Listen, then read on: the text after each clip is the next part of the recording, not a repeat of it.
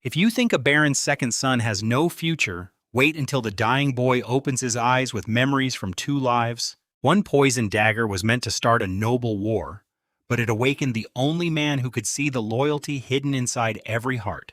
By the time Gonzalo Garcia reached the frontier, the enemies laughing at him would already be walking into traps he had prepared months in advance. Gonzalo Garcia had almost died that day. He woke up with a strange green liquid sliding down his throat. It was a healing potion that cost 100 gold coins. His yellow coat was torn and covered in blood, but the wound had already closed.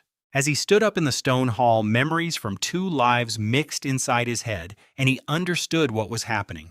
A young noble named Elijah Ocel had stabbed him with a dagger. Gonzalo had mocked Elijah too sharply about his family, and the young noble lost control in front of everyone at the banquet. Elijah's father, Baron Otto, slapped him hard, and the dagger fell to the floor.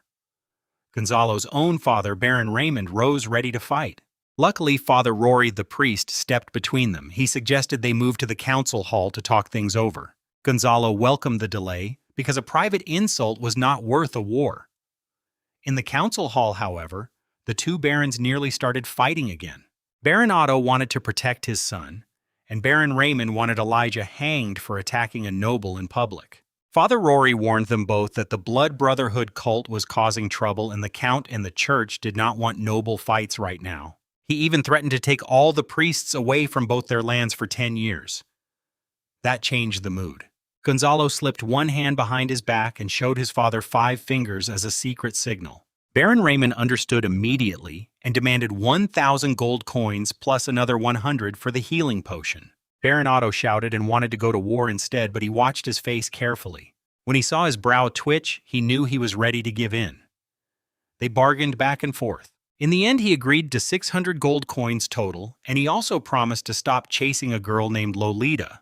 Elijah's eyes lit up when he heard that. He thought he would marry her next year. He did not mind much. He was the youngest son, so he had no right to inherit anything, and Lolita's father would never choose him anyway. 600 gold coins were worth more than his pride? After everyone left, his father patted his shoulder. He said he did well in the bargaining, but his little tricks will not work forever on old barons. He told him he would give the 500 coins since he paid for the potion himself to his eldest sister Maeve. She will use the money in the capital to build connections for him. Then he looked out the stone window and told him something important. The following spring, Gonzalo would become a frontier knight. He had to prepare himself and remember the Garcia motto, grow and spread with roots firm in honesty. That night, Gonzalo learned more about the strange power awakened by his two lives. He examined the dagger that had nearly killed him from the safety of his pine bed. He wore black mink gloves while handling it just to be safe. When he focused on the dagger, words appeared in his vision like a floating screen. The floating panel identified it as a concealed dagger, a weapon that granted a small strategy bonus and had been crafted by the secret Blood Brotherhood cult. The weapon hides its own magical nature and stirs up anger and confusion in anyone who touches it. That explains why young Elijah lost control so easily. To the naked eye, it just looked like an ordinary dagger with a cheap red gem on the hilt. Little Martin, Gonzalo's servant, knelt beside the bed. He was the old butler's 16-year-old son, and his family had served the Garcias for generations. When Gonzalo looked at Martin, information appeared in his mind. The boy's skills were low, but his loyalty stood at a perfect 100. He had sent him to pick up the dagger from the banquet hall.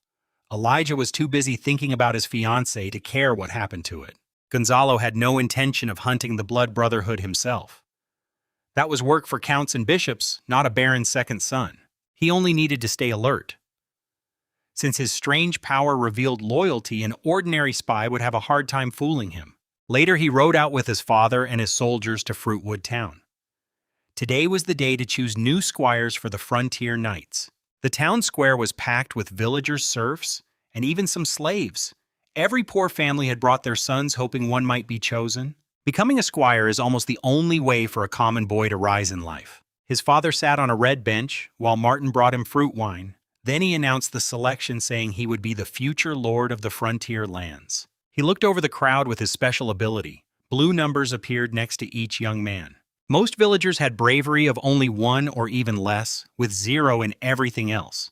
It was disappointing. These people had no books, no training, and barely enough food to grow strong. He realized he would have to rely on loyalty more than raw talent. He spoke loudly to the crowd and told them his test. Anyone who wanted to be a squire had to run barefoot from the town all the way to his father's castle. Even the slaves were allowed to try. He wanted to see who had true potential, and he wanted to test how his loyalty numbers worked in real situations. Two boys caught his eye. Charles the Butcher's second son had slightly better bravery because he ate well. Yorak, a carpenter's second son, had spent his life walking from village to village, helping his parents, so he had good endurance and even a little bit of knowledge. Both started with loyalty of 30. As they ran, something interesting happened. Charles began to struggle because he was a bit overweight and not used to hard running. In his heart, he started complaining about his father and even about him, the noble lord. His loyalty dropped by 1 point, but Yorak noticed he was watching him. Feeling proud and hopeful, he ran even harder. His loyalty stayed strong. This told him something important. People are not just numbers in a game. Each person reacts differently to the same challenge. Some lose loyalty, some keep it, and some might even gain it. The slaves started fast because their feet were already bare and tough, but hunger caught up with them. Their empty stomachs slowed them down, and the villagers passed them by. When 30 young men had crossed the finish line at their castle, he called the race over. The boys who were just a few steps away looked heartbroken. The ones further back looked terrified, probably thinking about the beatings their fathers would give them at home. Gonzalo now had 30 candidates and a much clearer understanding of how his power reacted to real human emotions. After 30 young men passed the running test, he made it clear to everyone that they were not yet squires. They still had 3 more months of hard training ahead. Only those who could endure the pain and keep their loyalty strong would earn the right to serve him. He did not want weak followers who complain at the first hardship. He wanted men as loyal and steady as oxen, ready to raise their arms for him against any enemy. This matters because the frontier lands are dangerous. They lie far beyond the kingdom's borders, full of monsters, bandits, rebels, foreign tribes, and rival nobles. If his attendants lost faith too easily, they might betray him on his second night there and run off to become bandits in the mountains. The good fertile lands were taken long ago by the great nobles, so newcomers like him get nothing easy. The training began outside his father's castle in the icy winter wind. He followed modern training ideas he remembered from his past life, focused on obedience above all else. He shouted at them, pushed them hard, and reminded them that slowness on the battlefield costs arms and heads. Gonzalo knew how to train people because he had grown up as a knight attendant himself, caring for his father's armor and horses before learning combat. By the end of winter, only 15 young men remained. The others had either quit or lost too much loyalty. Then he decided to do something important. He called each remaining boy into his quarters for a private talk.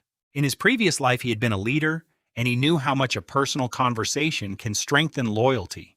A good leader shares food and hardship with his people, but he also keeps a respectful distance. He had little Martin bring hot meat soup to every visitor, but Gonzalo did not serve it himself.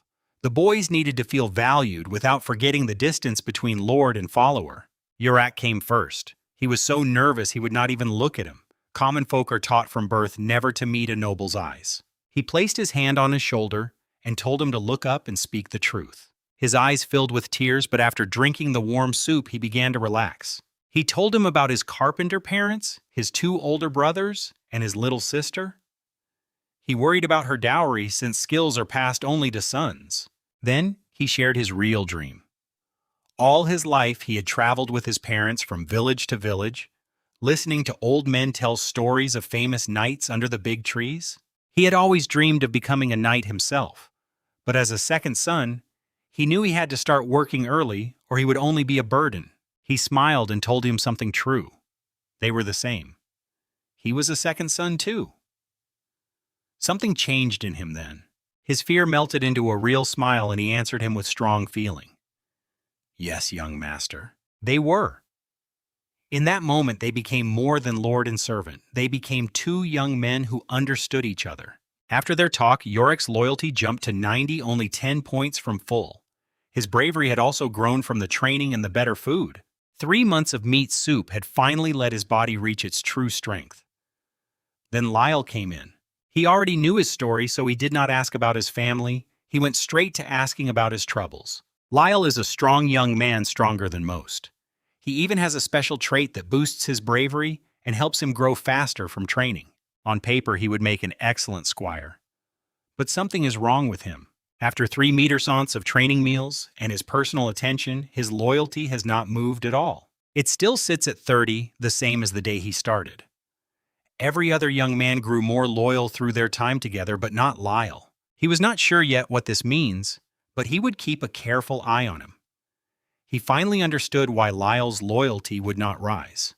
When he first came to Fruitwood Town with his parents, his loyalty was already at 60. But the moment his father announced the squire selection, it crashed down to 30. Lyle's parents are waste cleaners for his father's castle. They empty all the restrooms, including his.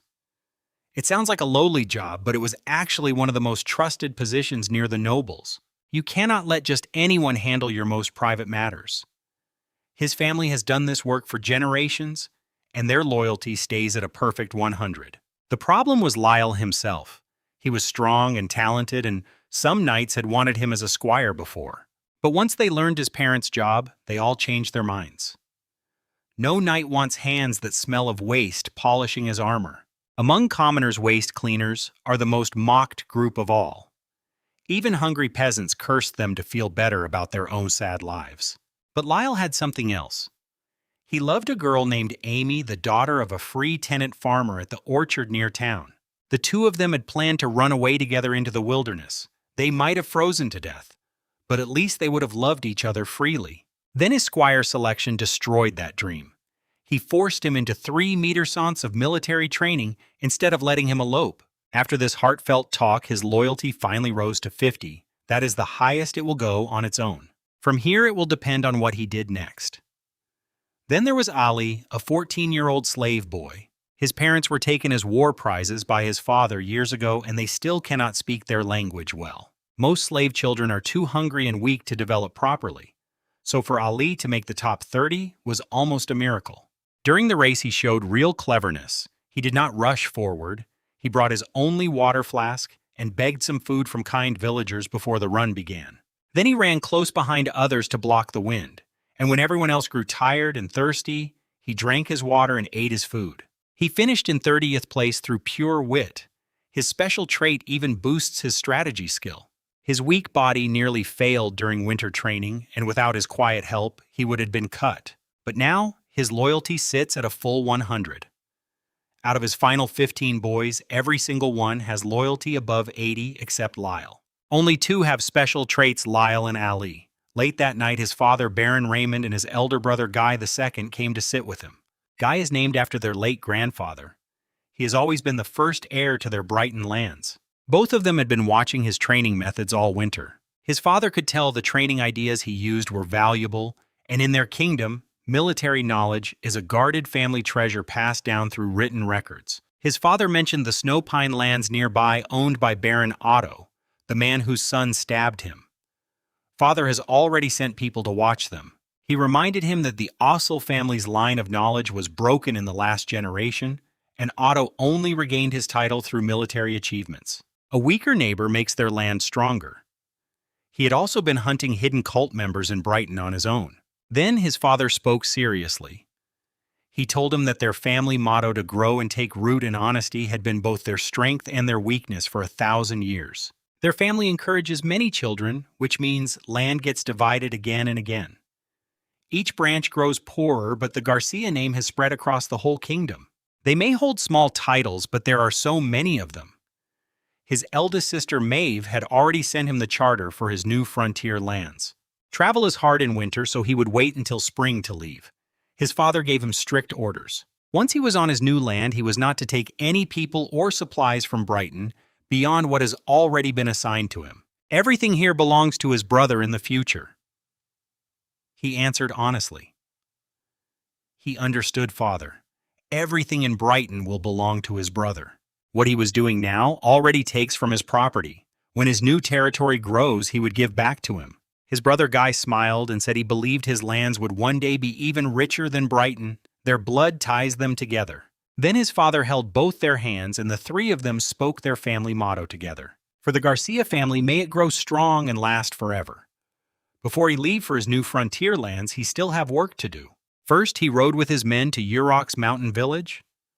The forests there are full of fine timber, which is why his parents settled there as carpenters. He could not recruit any of the other villagers because they belonged to his brother Guy's future estate. His father has always said the best way for brothers to stay close is to keep their accounts clear. When they arrived, the village headman came bowing, but he ignored him. His true master will be his brother, not him. He went straight to Yurok's home. His parents knelt in terror the moment they saw them. They thought their son had done something terrible and that their whole family would be punished. Their rough hands shook against the cold ground. He patted Yurok on the shoulder and told them to stand up because Yurok had done very well and was now a knight's squire. They hugged each other and wept with joy. Little Martin quietly placed flour and cured meat beside them before stepping back. It was more food than they had seen in a long time, and they could only kneel and bow their thanks. He arranged for Yurok's little sister to come work as a laundress in the castle. Among serfs, castle workers hold the highest status. This helps Yurok's family, but it also gives him a quiet way to keep their loyalty strong, though he hoped he never need to use it. He also asked Yurok to find his second brother John, who had already left the barony. Since John no longer serves here, he was free to recruit him. He told Yurok to ask if John or any skilled friends wanted to join him on the frontier. Skilled workers will be precious for building new lands. Yurok planned to leave for the city that very night. Next came Lyle's problem. He was still meeting his beloved Amy in secret at the orchard. Her family are free tenant farmers, not serfs, so he could not simply order the marriage. Worse, Amy's parents looked down on Lyle because his mother was once a slave. Even serfs refused to marry their daughters to his kind. On the way to the orchard, he thought of many polite ways to handle it, offering gifts, making fair trades, talking things through. Then he laughed at himself. His modern way of thinking was too soft. They were free commoners, but he was a noble. When they arrived, Amy was already locked in the cellar. Her father, old Ike, took one look at Lyle standing beside him and understood. He gave a simple order: Lyle hold him down. His strong squire pinned old Ike to the ground. He slapped the old man several times and kicked him aside. Then he told him to bring Amy out, and his voice left no room for argument. He cried out to his other children to fetch her quickly. There was no point reasoning with deep prejudice. Sometimes a show of force is the only way. A knight's squire marrying a fruit picker is nothing shameful. He brought the whole family to the small church in Orchard Town. Before the priest, Lyle and Amy both said he did. According to the Church of Light, when two free people agree to marry, the Lord of Light blesses them and the kingdom's law recognizes it. Only slaves have no such right. In that moment, Lyle's loyalty jumped from 50 all the way to 100. These past days, he had been working hard to earn the loyalty of all 15 of his squires one by one. It reminds him of his younger days in his other life when he would go door to door meeting neighbors with youthful energy. If he had been born a baron with inherited power and generations of loyal servants, this would all be easy. But he was only a second son, so he must do everything himself. Finally, winter ended. His father led him into the family library up to a hidden door. He politely turned his back while he opened the secret mechanism. Only he and his brother Guy know how it works. That is the rule of their nobility. Not even father and son break it. They both wore silver-white armor with black cloaks bearing their family crest, the purple cedar tree with spreading branches and green leaves. Beyond the narrow doorway stood something amazing. A great purple tree reached all the way up to the highest point of the castle. Its trunk was so wide that 10 men linking arms could barely wrap around it. Sunlight poured through its green leaves like countless golden stars. He took off his silver helmet and let his long black hair fall free. He reached out and gently touched the purple bark. The tree seemed to whisper the stories of his ancestors, their heartbeats pulsing through the generations of the Garcia family. The hidden courtyard behind the secret door held the most precious thing in his family. A great wisteria tree, 400 years old, stood within high white walls. Its purple trunk was so wide that 10 men could barely wrap around it. The lower part was covered in round marks, where old branches had been cut long ago, each one a trace left by his ancestors. Beneath the tree lay the blue-green tombstones of his father, grandfather, and forebears. Through his special panel, he could see its full details. This tree came from the forest of purple trees, and it's what is perfect for crafting bows, while its fruit serves as magical material. He lifted his hand from the bark, stepped back 3 paces, and knelt on one knee before the tree and his father. The morning sun shone down like the gaze of the Lord of Light himself. His father touched his shoulder armor with a silver sword. Then he spoke the words that would change his life forever. Under the wisteria tree, witnessed by their ancestors, he, Raymond Garcia, declared that he grant Gonzalo Garcia the family inheritance. It must never be passed to anyone outside the Garcia bloodline. He placed his right hand over his heart and raised his left hand. He swore to accept the inheritance, to uphold the 6 virtues of knighthood, to protect his people as a frontier knight, and to fulfill his duty forever in the name of the Lord of Light. His father lifted up a false tombstone that hid their family treasures. Inside were 3 things that had carried their family through the generations: a vial of advancement elixir, a young wisteria sapling that would take 200 years to mature, and a magical purple longbow crafted by an enchanter named Triskavi, which improves arrow accuracy. His father then carefully mixed the potion. The recipe is only passed down by word of mouth, never written. He told him to pay close attention because this was the most important moment for their family line. Into the base liquid went 5 drops of rosewood essence, 10 grams of finely ground magic crystal, and 1 drop of a magic hawk's tear, in that exact order. Finally, he cut his palm and let a few drops of his own blood mix in.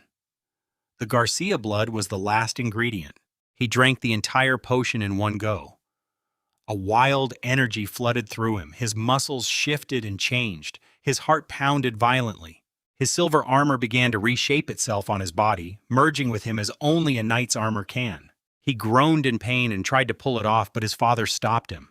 Pain always feels endless while it lasts, but when it ends, it seems to have passed in an instant. When it was over, he lay on the ground gasping, then looked at his panel and laughed out loud. His bravery had jumped to 9. His spirit had risen to 2. Thanks to his 2 lives joined together, a gift he could only call luck. He had also gained 2 new traits. The first was Purple Arrow Heart, which boosts his bravery, training his archery growth and his aim.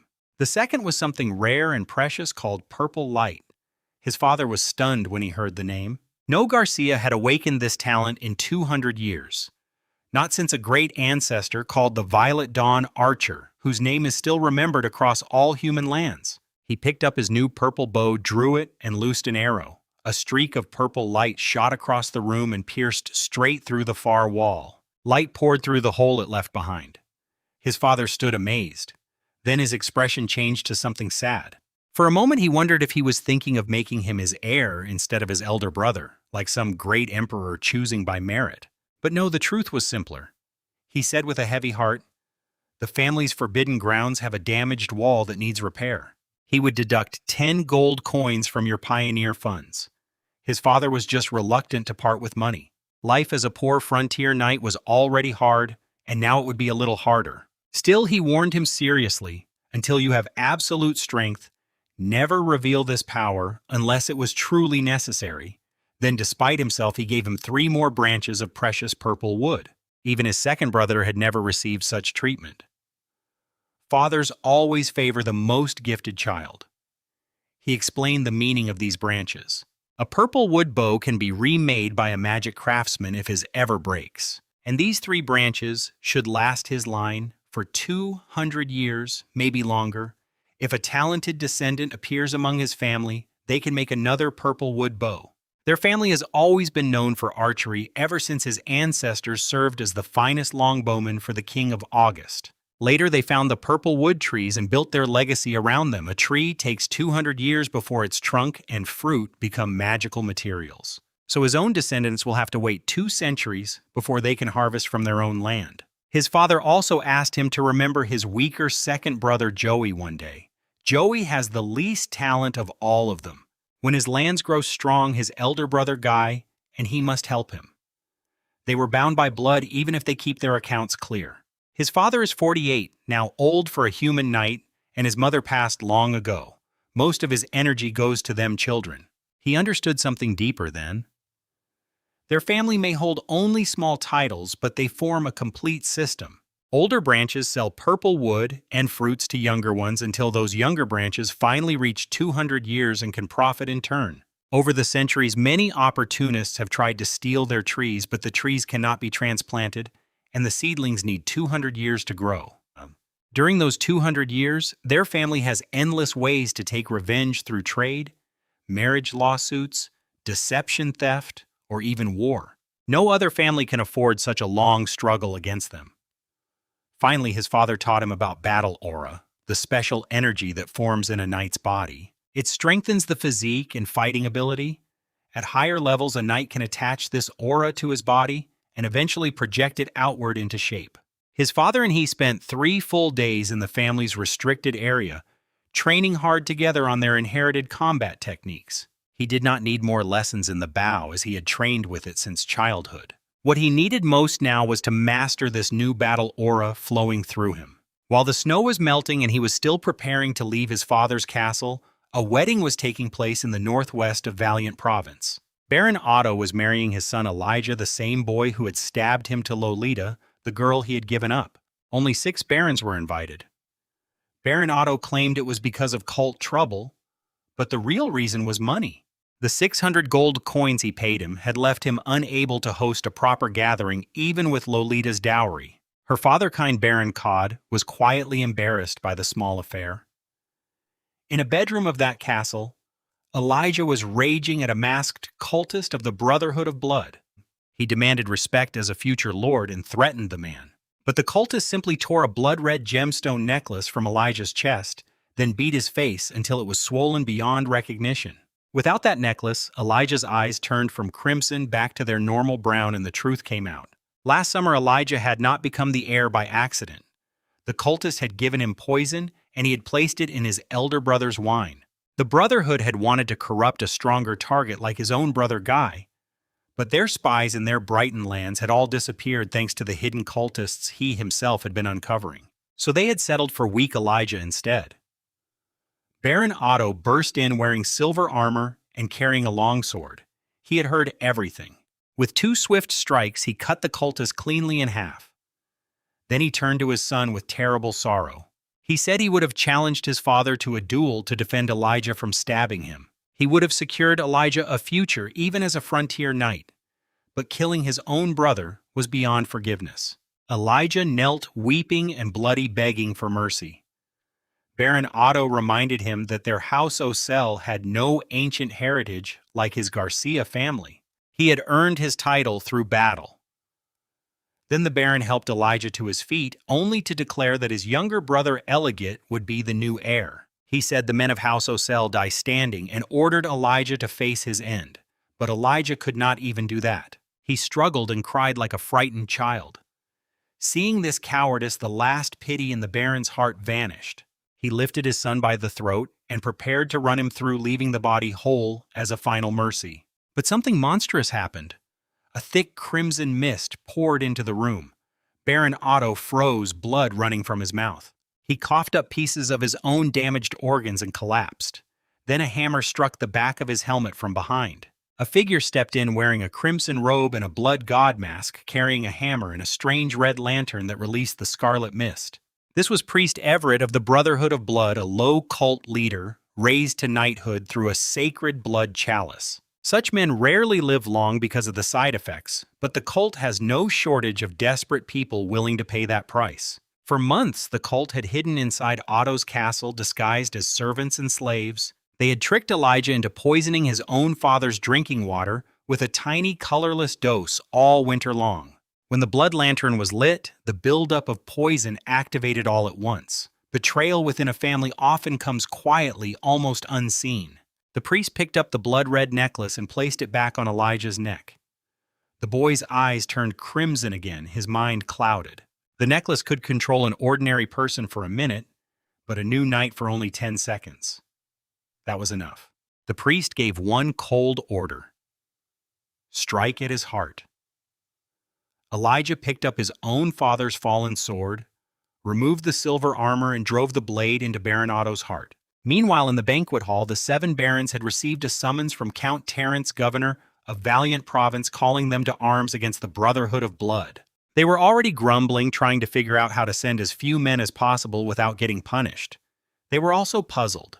The cult had been causing chaos since last summer. So why was the Count only calling them to war now in spring? What was his real plan? As the barons whispered their worries, a crimson mist began to cease silently, through the cracks in the stone floor and around the doors, moving like a living thing. He would learn of all this later, but that day far away, he was still holding his purple bow, still planning for his frontier lands. Completely unaware that the Brotherhood of Blood had just beheaded the leadership of an entire region in a single night. He only learned these dark details much later, but the slaughter at Baron Otto's castle was far worse than the murder of just one man.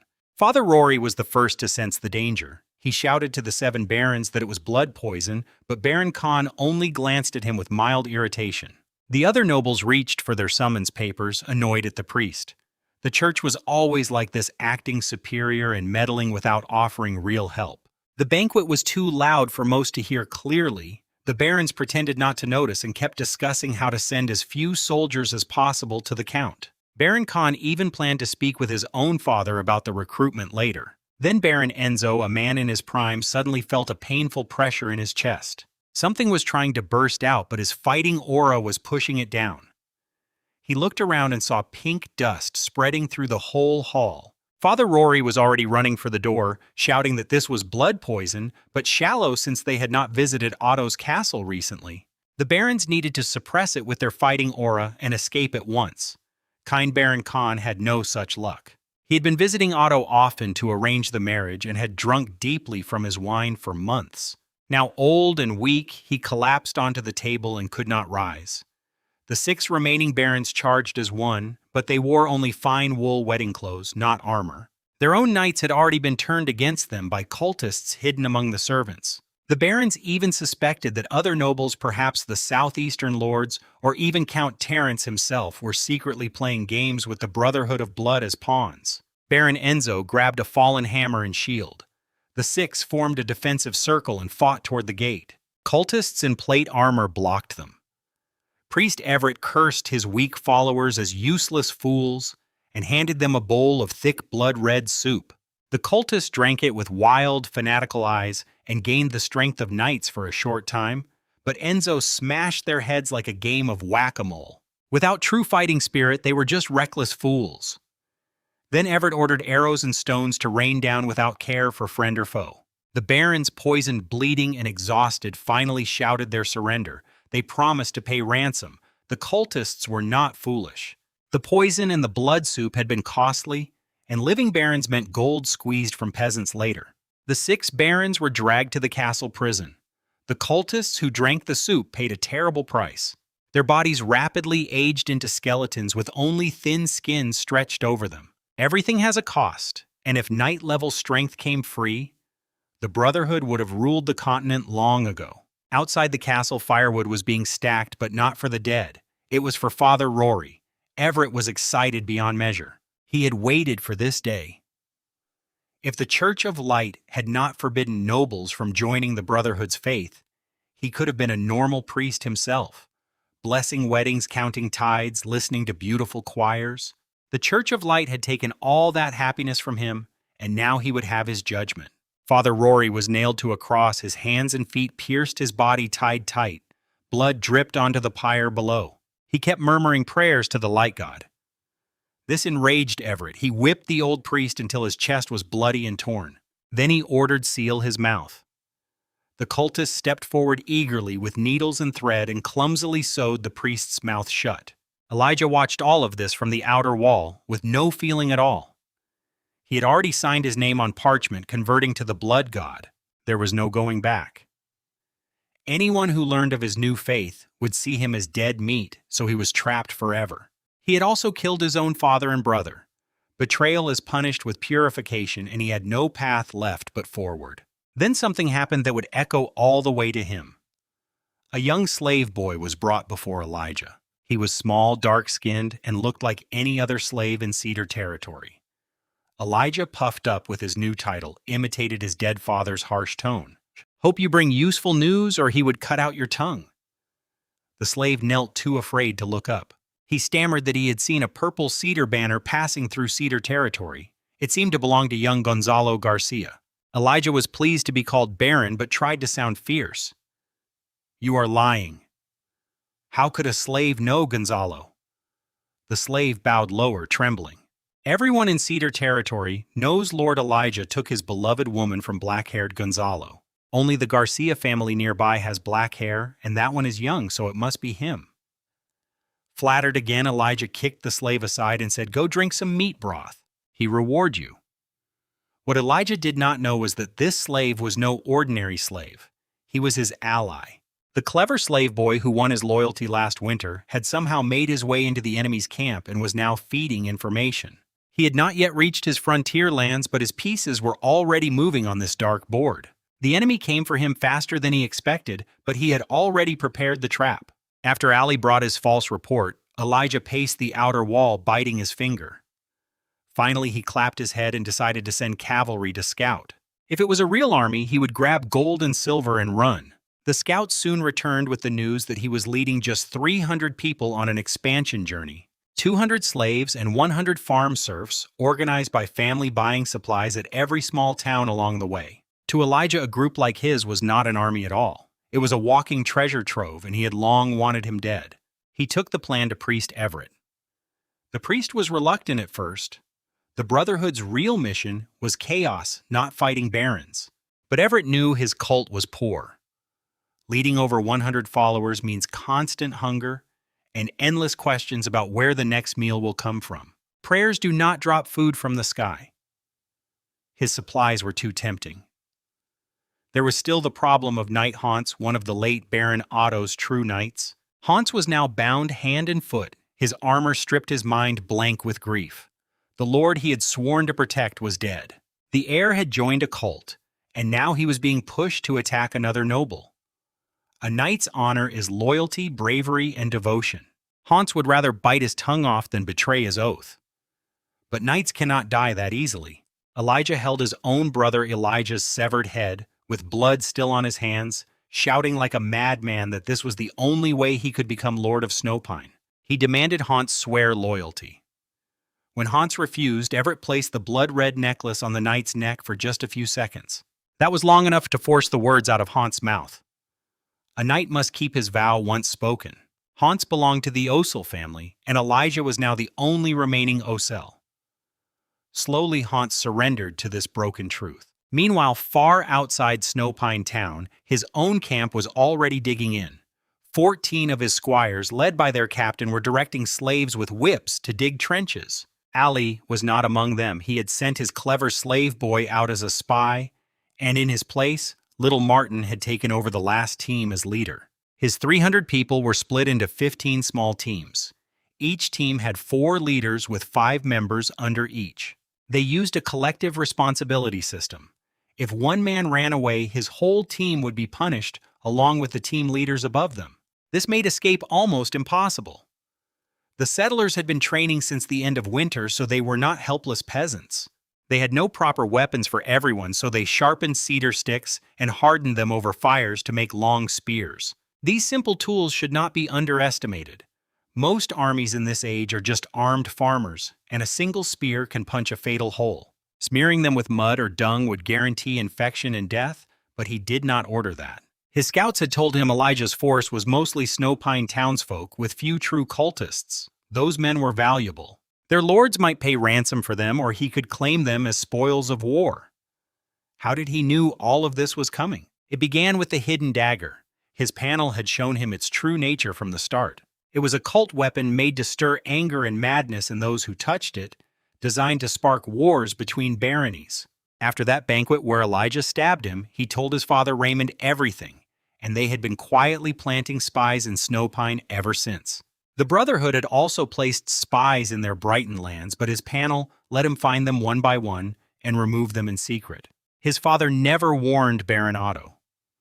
The weaker their neighbors grew, the safer Brighton became. These lands had once belonged to their Garcia family anyway. Long ago, Viscount Brighton Garcia had to sell them off to raise money to expand. Back then, their purple cedar trees were still young, and most magical materials had to be bought from the main family in the purple cedar forest. The Garcia family does not give land to heirs who live too close together, That only leads to brothers killing brothers and wiping out the bloodline. On the other side, Elijah rode proudly in shining silver armor carrying a fine iron magic sword. The Osel family banner with its pine snow tree fluttered in the wind. He had even copied the old Garcia crest pattern, but without their magical plants, it meant nothing. Priest Everett walked at the head of the army on foot, wearing plate armor and carrying a hammer. Most clergy come from poor backgrounds and never learned to ride horses. Everett had passed his church tests and gained strength matching a knight, so he could walk at the front without losing dignity. Through threats and false promises, Elijah had gathered 800 people, including men, women, and even children. Many who saw through the cult fled rather than march. 800 against his 300 sounds terrible, but he was ready. They came over the hills and saw his camp in the distance. 300 soldiers beneath the black banner with the purple cedar tree already finishing wooden spikes that tilted outward. Everett sensed something was wrong. It looked like the enemy knew they were coming. At this moment, Everett hesitated. The cult's usual style was to poison, deceive, and run, not to charge headlong into prepared defenses. Had Baron Otto not fallen for exactly this kind of straight attack? But Elijah could see his long black hair. He was at the front of his line, instantly filled with hatred at his brown eyes and noble bearing. He lowered his iron helmet over his whole head and shouted in imitation of his dead father, "Charge with him!" For Baron Elijah Knight. Hans, bound by his forced oath, could not stop him. A knight must follow his lord into battle. He spurred his horse forward too. Priest Everett cursed loudly after them, "Fool! Everyone stay still and wait for orders." But Elijah was already racing toward him, his eyes fixed on his face with pure hate. The trap was about to close, and this time he would be the one deciding how it ended. Elijah charged at him alone, screaming that he was a coward. His voice cracked across the field as he ranted about the cruelty of war, his family's blood, and how he still played silly games with peasants while he had become a true man. He demanded he come forward and fight him fairly, as he had promised at the banquet. He stopped his horse about 100 meters from his line. Under his lowered faceplate, he was grinning. He could guess his real plan. If he accepted his challenge, he would signal Knight Hans Priest Everett and his 3 knight-level generals to rush out together. 4 against 1, a very clever little trap for a very small mind. He sat calmly on a bench and let him shout for 10 full minutes. Then he snapped his fingers. A servant knelt beside him with a silver tray and fine porcelain cup. He lifted his faceplate and took a slow sip of hot tea. Loud enough for both armies to hear, he said, "This is as smooth as Lolita." Then he smiled. The porcelain was one of his only treasures. His father had given it to him to sell in a larger town, but today it earned its price in another way. The tea was not truly strong tea either. As a second son, he could not afford real leaves, but it looked like luxury, and that was enough. Elijah's throat was already raw from shouting. Watching him drink from expensive porcelain while mentioning his fiancée in front of every peasant and slave in Snowpine drove him into fury. Those lowly people would gossip about their lord now. He already wondered if Lolita had truly been faithful to him. The uncertainty ate at him. He turned back and roared at Priest Everett to bring the army forward, threatening to drive the priest off his lands. Everett, looking at the fool on horseback, finally gave the order to charge. No cavalry would rush ahead alone into enemy lines unless there was no ambush. So Everett believed the camp was only what it appeared to be: 300 settlers with sharpened sticks. Beside him stood Knight Luke. He wore a gray robe over chainmail and no helmet, looking like a farmer. His father had sent him in disguise as his secret protection. When Elijah's main force finally approached, he drew his purple cedar bow and loosed 2 arrows with his inner energy. Ding ding. Both arrows struck his horse. The animal screamed and fell hard, throwing Elijah to the ground. Knight Hans had seen enough battles to roll safely aside, but Elijah was a mess on the ground. There was a true story on this continent of a king kicked in the stomach by a frightened horse, dying of a ruptured bowel before he could even summon his aura. Death is quick and does not care about titles. Because of his personal grudge with Elijah, as long as he was not dead, he would not waste his arrows on anyone else. Then the real surprise came. From inside his camp tents, 30 archers leapt out in perfect unison. These were elite Garcia bowmen loaned to him by his father. Their family is famous for archery, and these men had fought in real wars. At the same time, the horn calls inside their camp kept sounding, confusing the enemy about their numbers. Their arrows fell like a storm on Elijah's army. The Snowpine townsfolk at the front pushed forward with pitchforks and sticks, screamed, and tried to flee in both directions. The cultists behind them slashed at the runners, but a few zealots could not kill 800 panicked peasants. The front line vanished, leaving the cultists exposed in the open. He gave simple orders: spears up, squad leaders report position every 20 seconds. No talk of casualties or fleeing. Anything that could shake morale was forbidden. His 15 squires and their teams held their cedar spears steady. Priest Everett saw what was happening and started running backward while he still could. Years of fleeing had made him fast. That was how he had become a priest in the first place, by outrunning every disaster. He shouted for his zealots to charge and kill him, yelling at Elijah to avenge his father, suggesting he had done something to Lolita. Even as he lied, he was stripping off his stolen plate armor to run lighter. Then the true blow fell. On the far horizon, his father appeared. Baron Raymond had been hiding near Snowpine Town for a long time. He rode forward with 2 knights and 10 cavalrymen at impossible speed. Their war horses had foam at the nostrils and bloodshot eyes. They had been fed a dangerous drug that shortens a horse's life in exchange for one final sprint. Only battle veterans rode that way. Everett saw the black dots racing toward him and fled in terror. Meanwhile, Elijah himself was still coming for him. He had lost his horse, but not his madness. Ordinary arrows could not pierce his silver armor, and he did not carry a heavy hammer. Luke warned him not to take his sword head-on, because Elijah carried his dead father's magic iron sword. In all of Brighton, only his own father owned such a weapon. Raising knights is the most expensive thing a poor noble family can do. His settlers screamed and scrambled aside, making a path for the madman. Elijah felt unstoppable. He roared, "Gonzalo, accept the judgment of the Holy Lord." Flash. He fell like a giant stone into the pit he had prepared, 3 meters deep, covered with dry leaves, impossible to climb out of in silver armor. His remaining cultists saw their baron vanish with a splash, and their morale shattered. Most of Snowpine's army had not even reached his line. They scattered, knelt, or begged for mercy. He had given his archers strict orders: shoot the cultists. The enslaved farmers were to be captured by his squires for later ransom. The cult members were worth nothing, but common villagers could be traded back to their lords. Then he called out his next command. Fire Little Martin and the servants wore gloves and lifted iron pots filled with boiling water and crushed nettle leaves. They poured the scalding mixture down through the observation slit in Elijah's helmet. He had been looking up, trying to find a foothold. The burning liquid hit his face directly. He screamed like an animal, tore off his silver armor and helmet, and clawed at his own skin, trying to scrape the burning nettles away. He who had dreamed moments ago of killing him, rescuing Lolita and riding off to join the blood church, now curled in a ball at the bottom of the pit, twitching. He had never felt real pain in his life before. He surrendered. He would pay the ransom. He was the Baron of Snowpine. He could pay. Help him, Gonzalo. Please save him. He ordered his men to capture him. This was not the time to enjoy his suffering. They still had fleeing enemies to round up before his father arrived. He spared Elijah's life for careful reasons. Technically, he was already Baron of Snowpine, missing only the official parchment. As a noble without a title of his own, he had no legal right to judge another baron's life. Only Father Rory and the other barons held that power. If he had killed him on the battlefield, that would be one thing, but executing a captured noble equal, that was a rule even he had to respect.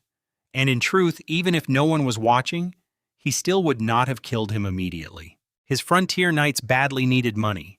A flash of purple light could send him to his blood god later, after his ransom had filled his chest. His second life had taught him patience. First make him pay gold coins, then let him die reasonably. His money would fund his frontier dreams while he rotted.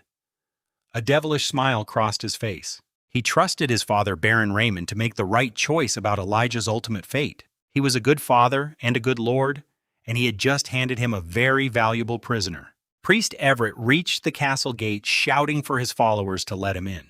He had outrun their cavalry by barely more than 100 meters. His trusted old cultists, inside men with peasant blood on their hands, obeyed quickly and began to crack the heavy gate open for him. Then came a sharp ringing sound. His father's bell bent like a crescent moon. The purple wood trembled once and the arrow whistled through the air. It struck Everett in the left back, and without his armor it drove straight to his heart. The priest stiffened and fell, his life gone in seconds. He never knew that Baron Raymond's mounted archery was the finest in all the Valian region. His family carries the glory of divine archers in their blood. The moment their priest died, the cultists slammed the gate shut again, even though several of Everett's own trusted men were still outside. Those so-called trusted followers had been loyal to Everett alone, not to the men beside them. Sacrificing each other for the holy cause was simply their way. The locked-out men were quickly pinned down by their arrows. By sunset, his father's army had surrounded the Snowpine Castle and set up camp. He turned to him and asked, "Now if it were you, what would you do next?" His voice had a small challenge in it. He was still rounding up fleeing serfs, but he answered right away. Normal siege encirclement would be the safe choice, slowly starving them out. But if they waited, the neighboring barons would recover and come to claim a share of their victory. He suggested they attempt negotiation first. If that failed, they should make a fake attack in the afternoon to drain their energy, then launch a real night attack after midnight. His father pressed him. "And what about the worst case?" "Have you considered it?" he said firmly. He planned to lead the night attack himself. If it fails, then it will be his father's problem. He did not stop him. Without that kind of courage, what sort of knight would he be? Years ago on the battlefield, his father had led his brothers in a desperate charge as a longbowman. He understood. He had his own reasons for wanting to lead this attack. This was war, not a game between a baron and his son. After battle, loot is divided by merit, not by blood ties. If it were otherwise, his father's veterans would have lost their loyalty long ago. His personal achievements so far included the 300 settlers who held the line and the pursuit of the fleeing enemies, including Elijah.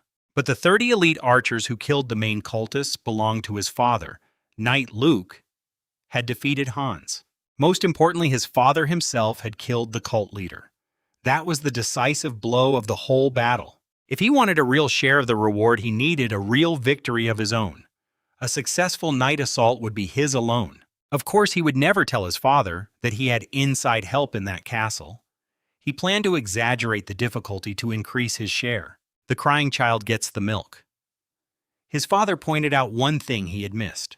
They needed to send cavalry immediately to Count Terence, governor of Valian province, with a report of the battle. The letter should emphasize how hard the fighting had been and explain that their forces were now pinned down besieging the castle, so they could not send reinforcements to the southeast. His father sat down at the table and began writing on cotton and linen paper, pausing and thinking carefully as he went. He understood the game.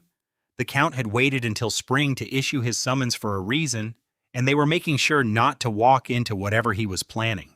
Past midnight outside the castle walls, a small voice whispered, "Big brother, wake up, big brother." A young slave shook the cultist guard on duty. The guard jolted awake, ready to beg forgiveness for sleeping on his watch. Then he saw it was just a slave boy. He snarled that he had only closed his eyes for a moment. The slave pretended to be confused and said his leader had told him to change shifts. The cultist pushed him aside, barked at him to take the watch instead, and stumbled off toward the main building to sleep properly. That slave was Ali. His clever spy had walked himself right into the guard position on the wall. Ali understood his situation well. Other knights and servants in his service had been born serfs, and his slave background created a gap between them. He knew he must earn real merit to be accepted. Tonight was his chance. He peeled off his loose coat. Wrapped around his thin little body was a coil of hemp rope. That was his advantage. He was so small that even a huge bundle of rope barely showed. He tied the rope to the wall and let it drop down the outside. Below came the signal. "See you, cuckoo? See you, cuckoo?" 17 black-clad figures rose from the foot of the wall wearing nailed climbing shoes. As the first two reached the top, 2 more ropes went down, and soon armor and weapons were being hauled up batch by batch. The climbers were Urak Lyle, Little Martin, and the rest of his squires. Kafka Eldon, Dylan, Yurkin Taylor, Marcus, Ryden, Waikia, Roger, Rohan, Milo, Watt, Knight, Luke, and himself. Even Allie was wearing armor now, looking like a tiny iron can. The armor was not ours. It had been scavenged from the battlefield with his father's permission, and they would return it after the job. Luke, watch over them for him, he whispered. Luke nodded. Even without his order, he would have watched over these boys. He knew their parents well. Old Martin the butler, the waste cleaners, all of them. The plan was simple. Luke and most of the squires would take the outer wall and force the gate open until his father's main force could enter. Lyle and he would slip into the main castle building ourselves. Breaking the outer gate by force would need a battering ram or a high-level knight, neither of which they had. He had a huge advantage inside. He knew the main building of a baron's castle better than any cultist could. He had grown up in Brighton, and most baron castles follow the same layout. Brighton's was just bigger because his grandfather had been a viscount. Lyle had an even rarer advantage. As the son of the waste cleaners, he knew every hidden hole, servant passage, and secret entrance in the castle. The cultists had been inside for only a few days in their entire lives. Lyle had spent his childhood crawling through its forgotten corners. They cleared the patrolling cultists on their path without a sound, and then the two of them slipped quietly into the main building. They didn't go into the main building to save the Baron. Their real goal was the Ozier family's treasure. Every family had its own vault inside the castle, holding family heirlooms and riches. Gonzalo had only been inside once before when he was promoted to knight. That was a moment he would never forget. How well Gonzalo could develop his future territory depended on this operation. If he found the Ozier family's treasure, it would all be his. As for Baron Raymond asking about it, he probably had it stolen by the cultists. Otherwise, Gonzalo wouldn't be so eager. Such dangerous actions weren't his style. They reached the banquet hall, silently killing two cultists as they moved inside. The Baron's castle's main floor had a central banquet hall divided into two parts, left and right. The side with better lighting was the kitchen. From the kitchen upward, each floor was a living space where the nobles slept. The kitchen's fireplace heat rose up, connecting to each noble's room. Each room had its own toilet built into a small balcony that extended outside. Waste would drop from the balcony outside the castle, and the sanitation workers were responsible for cleaning these areas inside and out. There was no such thing as a cesspit assassin in Baron Castle. Nearby villagers and night patrol guards can easily see the outer walls. Assassins climbing up have no footholds, and even with tools like climbing spikes, it would be very slow and quickly noticed. Only the high nobles might encounter this, because their castles are more complex. To look nice and not covered in filth, they build an extra wall behind the main fortress walls. Most guards don't want to patrol the hidden spaces inside because they were full of foul-smelling waste. This is how cesspit assassins operate. They climb through the cracks between two walls, giving the nobles a disgusting surprise. Below the kitchen, the basement is usually a prison. They do this to prevent prisoners from freezing to death and losing their ransom. On the other side of the banquet hall, the first floor is the dining room where nobles eat daily. Above that is the council chamber. In the kind-hearted Canner Castle's council room, Gonzalo earned 500 gold coins. The top floor is usually a study or library, the highest and safest place with good light. That is Gonzalo's target. By this time, they had already killed several cult patrols, and fighting sounds outside grew louder. They no longer sneaked, but charged up the stairs directly. Gonzalo's silver armor was nearly invincible here. In the tight space, he used Ali's magic iron sword, stabbing straight to the heart. The small space made swinging blunt weapons impossible. Plate armor was unbeatable if you didn't get stuck. The two iron cans fought their way up, leaving bodies on the stairs reaching the top floor. The top door hadn't been broken yet, which was a miracle. It had no handle, just like a treasure vault door. Gonzalo searched for a long time but couldn't find the mechanism. He tried to break it open violently, but failed. Such a pity. If he interrogated Ali, he'd tell him where the mechanism is. That way the treasure would be his. Just then a female voice came from inside the door. Gonzalo, Lilith. The door slowly opened. Lilith and her maid had been inside all day. Since yesterday morning, Lilith had followed her father into the castle. Ali couldn't wait to show off his family heirloom to his fiancée until chaos broke out in the castle. Lilith had already memorized the location of the mechanism and hid inside the Ozier family treasury. Lilith is indeed very beautiful. Otherwise, the noblemen from nearby barony lands wouldn't all be chasing her. She has long, wavy blonde hair with air bangs, and her silver-gray eyes sparkle like stars in the sky. She also has two cute dimples. However, her clothes are a bit messy, probably because she fled in a hurry. She tightly hugs a delicate jewelry box. As a noble, Gonzalo could tell that this wasn't the family treasure, but Lilith's dowry, likely filled with gold coins and precious jewelry. Gonzalo knew that if he stole her dowry, it would be very hard for a girl from a noble family to find another husband. The family wouldn't give her more dowry, and some girls might even consider suicide. Gonzalo also understood that a relationship between him and Lilith was impossible. She didn't want to go to frontier lands. She wanted to become the Baroness of Matsuyama. It didn't matter who the Baron was. Lilith pointed in a direction.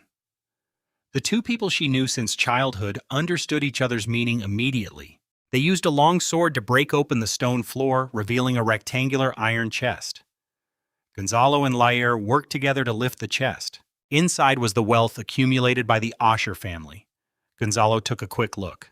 There was a lot of stuff, some large items like gold candlestick lamps, probably stolen from Baron Otto.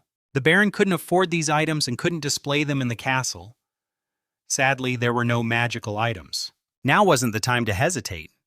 There was a fight outside, and they had to move the chest to their camp quickly. Lair wasn't strong enough to survive alone in the chaotic environment downstairs. He would go call some people. Lair, you stay here and protect Lilith's safety, and also the safety of the treasure, Gonzalo silently thought. He would protect Miss Lilith just like he protect his wife Amy. Even if it costs his life, Lair promised firmly. Come back safely, Gonzalo.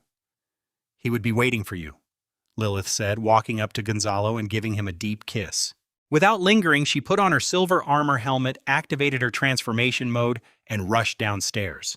As she went down, she found that there were no more cultists on the stairs, only bodies scattered all over. All the cult members ran outside the main hall to fight. They knew that if the outer wall gate was taken, everything would be lost. Some even tried to jump from the wall, risking broken legs to escape. The view through the helmet's observation hole was not very clear. Gonzalo felt like something was calling him. After knocking down two cult members, he looked around and finally saw what was wrong. On the gallows outside, Father Rory was nailed to the cross covered in blood. He was completely red and silent. At this moment, a cult member climbed onto the gallows trying to cut off Father Rory's head to escape. Holding the head, this cult member could be promoted to priest. Seeing the situation was hopeless. The cult members were only thinking about how to escape for their own benefit. Gonzalo's life was saved by Father Rory, who always carried a special healing potion. In an emergency, it could be sold for a good price or used to save himself. The treasure vault door was safe and the chest inside wouldn't run away. Gonzalo cut down the cross and the nearby cult members had already fled, knowing that anyone who saw Gonzalo in a tin can outfit would run to stay alive. He removed the nails and helped Father Rory up. In the dark night, Gonzalo finally saw why Father Rory couldn't speak. His mouth was sewn shut. Gonzalo took a dagger and carefully cut it open. Name, Rory, Level 2, Age 63. Strength 5. Knowledge 15. Strategy 3. Management 8. Military 1. Spirit 5.7. Traits none. Favorability 80. Gonzalo understood the panel better now. Father Rory was barely alive, but his strength was still 5. This showed that regardless of his condition, the attributes displayed the highest value. For non-subordinates, the panel shows favorability, not loyalty. When Gonzalo saw Elijah, his favorability was -100. Special potion. Father Rory was almost unconscious, pointing at the door. Gonzalo looked toward the main gate and realized the special potion was on the red-robed priest at the door. He then moved Father Rory to a safe place and rushed toward the chaos at the gate, where many of Baron Raymond's soldiers had already entered. Gonzalo saw his 15 iron cans and quickly ordered everyone to rush to the castle. They needed to move the treasure chest before the main force arrived. He felt around the corpse in the red robe and found a tube of green potion. Gonzalo drank it, feeling familiar. The test tube was very sturdy, and even with many people stepping on it, it remained intact. Item name, Special Healing Potion. Quality green. Item info made by Father Rory of the Light Church. Restores all external wounds. Has a significant effect on internal injuries. Restores vitality, but is ineffective against poisoning magical injuries or diseases. This potion is almost invincible on the battlefield, a perfect remedy for external injuries. Unfortunately, it doesn't work against poison or diseases. If it did, Father Rory wouldn't sell it for just 100 gold coins. That price is quite fair. Gonzalo quickly gave the potion to Father Rory. Finally, Father Rory could speak again. "Thank you, Gonzalo. You are a very talented child." This sentence made Gonzalo realize why he felt someone calling him. It was because Gonzalo had 2 points of mental strength and sensed Father Rory's call for help through his mind. Since his mouth was sewn shut and he couldn't speak, it's a pity. He had to become a pioneer knight to expand his family's legacy, so he couldn't join the church, Father Rory said regretfully. Still, he kept urging Gonzalo to join the church. The priests of the Light Church are incredibly resilient. In the end, Father Rory couldn't persuade Gonzalo. Instead, he suggested Gonzalo stay a few more days in Manhwa territory. Father Rory could teach him some useful knowledge, especially things that would help him lead explorations. What could Gonzalo do? Father Rory offered an irresistible deal. In this era, knowledge is the most valuable thing. At this moment, Baron Raymond also entered the outer courtyard. The night attack was coming to an end. The final part was the most troublesome, chasing the escaped cultists to prevent them from causing more harm to the barony. Even though Raymond had prepared many troops outside the castle to stop the cultists, these rats were very good at escaping. Finally, they sent cavalry to the edge of Manhwa territory to guard against any other possible cultist armies. At dawn, the outside of the castle was crowded with cultists and captured peasants. The enemy slaves didn't need to be judged. They simply became part of the spoils of war. Aaliyah was the first to be judged. He was tied up and kneeling on the ground, his eyes blind and his mouth trembling as he kept reciting words. He was Baron Manhwa. He would pay the ransom. Don't kill him. Baron Raymond stood up, raising his sharp iron sword. "Say your heresy." "Did Otto kill you?" "It wasn't him. It was Priest Everett." Aaliyah now knew he was going to die. He kept hitting his face on the ground and begging for mercy. "He cut off Aaliyah's head, Father," Rory added from the bench. "Yesterday he saw Aaliyah cut off his brother's head on the pyre, trying to force the knight to admit that he was Baron Manhwa." Patricide. According to the kingdom's law, death penalty. Turning to evil gods according to church law, death penalty. He, Baron Raymond Garcia, declare you guilty. Baron Raymond, he could pay the ransom. Blood suddenly burst out as Aaliyah's head was lifted high. Gonzalo watched with regret. The ransom was gone. "Who is Aaliyah's closest male relative?" Baron Raymond shouted outside. Porter crouched at the corner of the outer yard. Hearing this, he scrambled and shouted excitedly, "It's him! He was the 4th son of Baron Otto." Porter almost jumped with joy.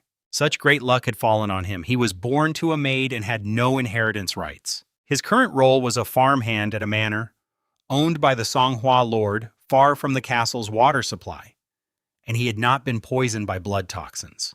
But Aaliyah forgot about him. Or rather, Aaliyah never considered him a brother, so he didn't kill him. Baron Otto only has 3 sons. Where did this 4th son come from? Baron Raymond frowned. He knew well how many children neighbors had. "His mother is a maid," Sir Porter begged. His fate might depend on Baron Raymond's words. Would he be respected as a noble lord every day, or continue to serve the lord by caring for horses? It all depended on what Baron Raymond said now.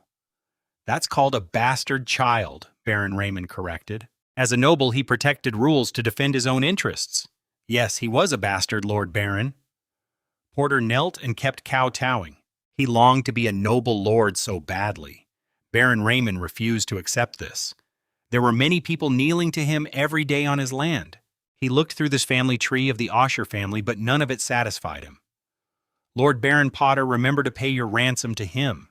When Baron Raymond said this, he seemed to hear the call of the light god, and he cried happily. "As for the ransom, just squeeze the Snowy Pine territory hard for 2 years, and it will be paid. Nobles often do this, so just follow their example." His half-brother, also an illegitimate child, was curled up in a corner, filled with horse manure, clutching straw tightly, grinding his teeth with a loud noise, and wishing he had been born earlier. According to the kingdom's inheritance law, Snowy Pine should be inherited by the closest relatives of the Osher family, excluding illegitimate children.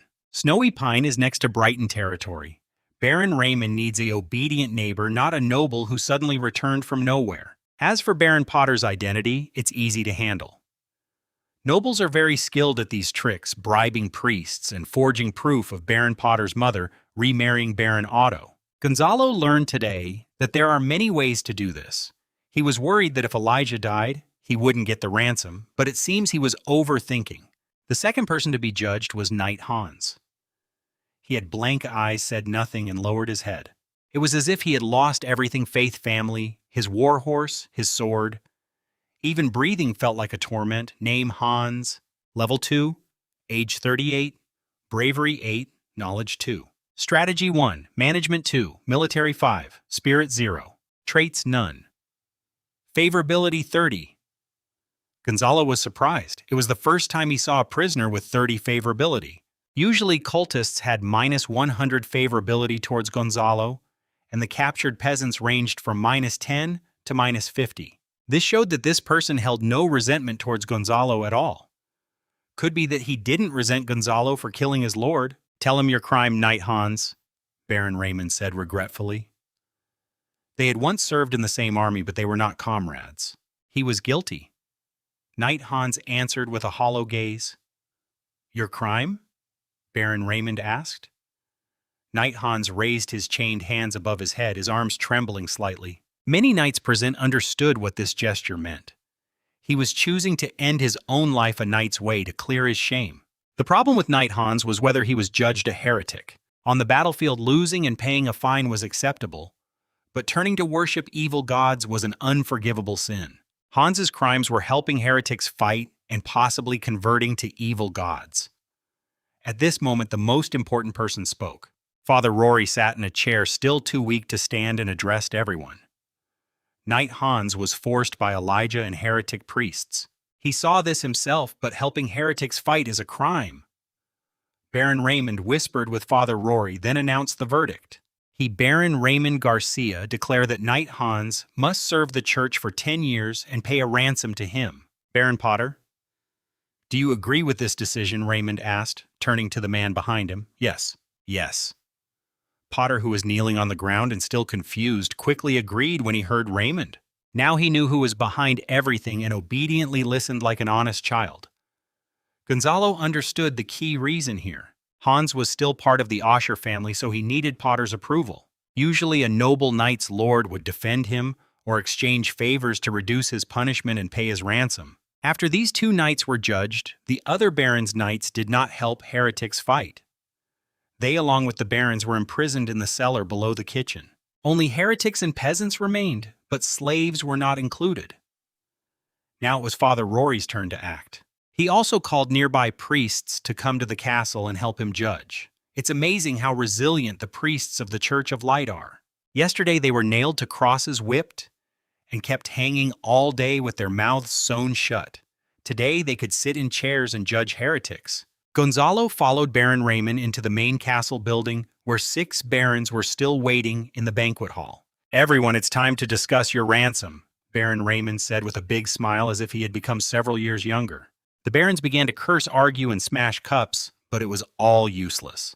Their hands and feet were chained, and they couldn't compare to Raymond, who wore armor and commanded an army. They were now prisoners, just prisoners of Raymond having been captured from Elijah. Otherwise, why attack the castle at night? They could just wait for the cult members to torture and kill the 6 of them. No one would come to save them. Their sons, who didn't attend the wedding, secretly hoped these 6 barons would die. If they sent soldiers to rescue them, it would just be a waste of time, and they might even pray for their father to die in the castle prison. Raymond's knights and elite soldiers, if they started a war, would demand higher pay. After the battle, they would share the spoils based on their contributions.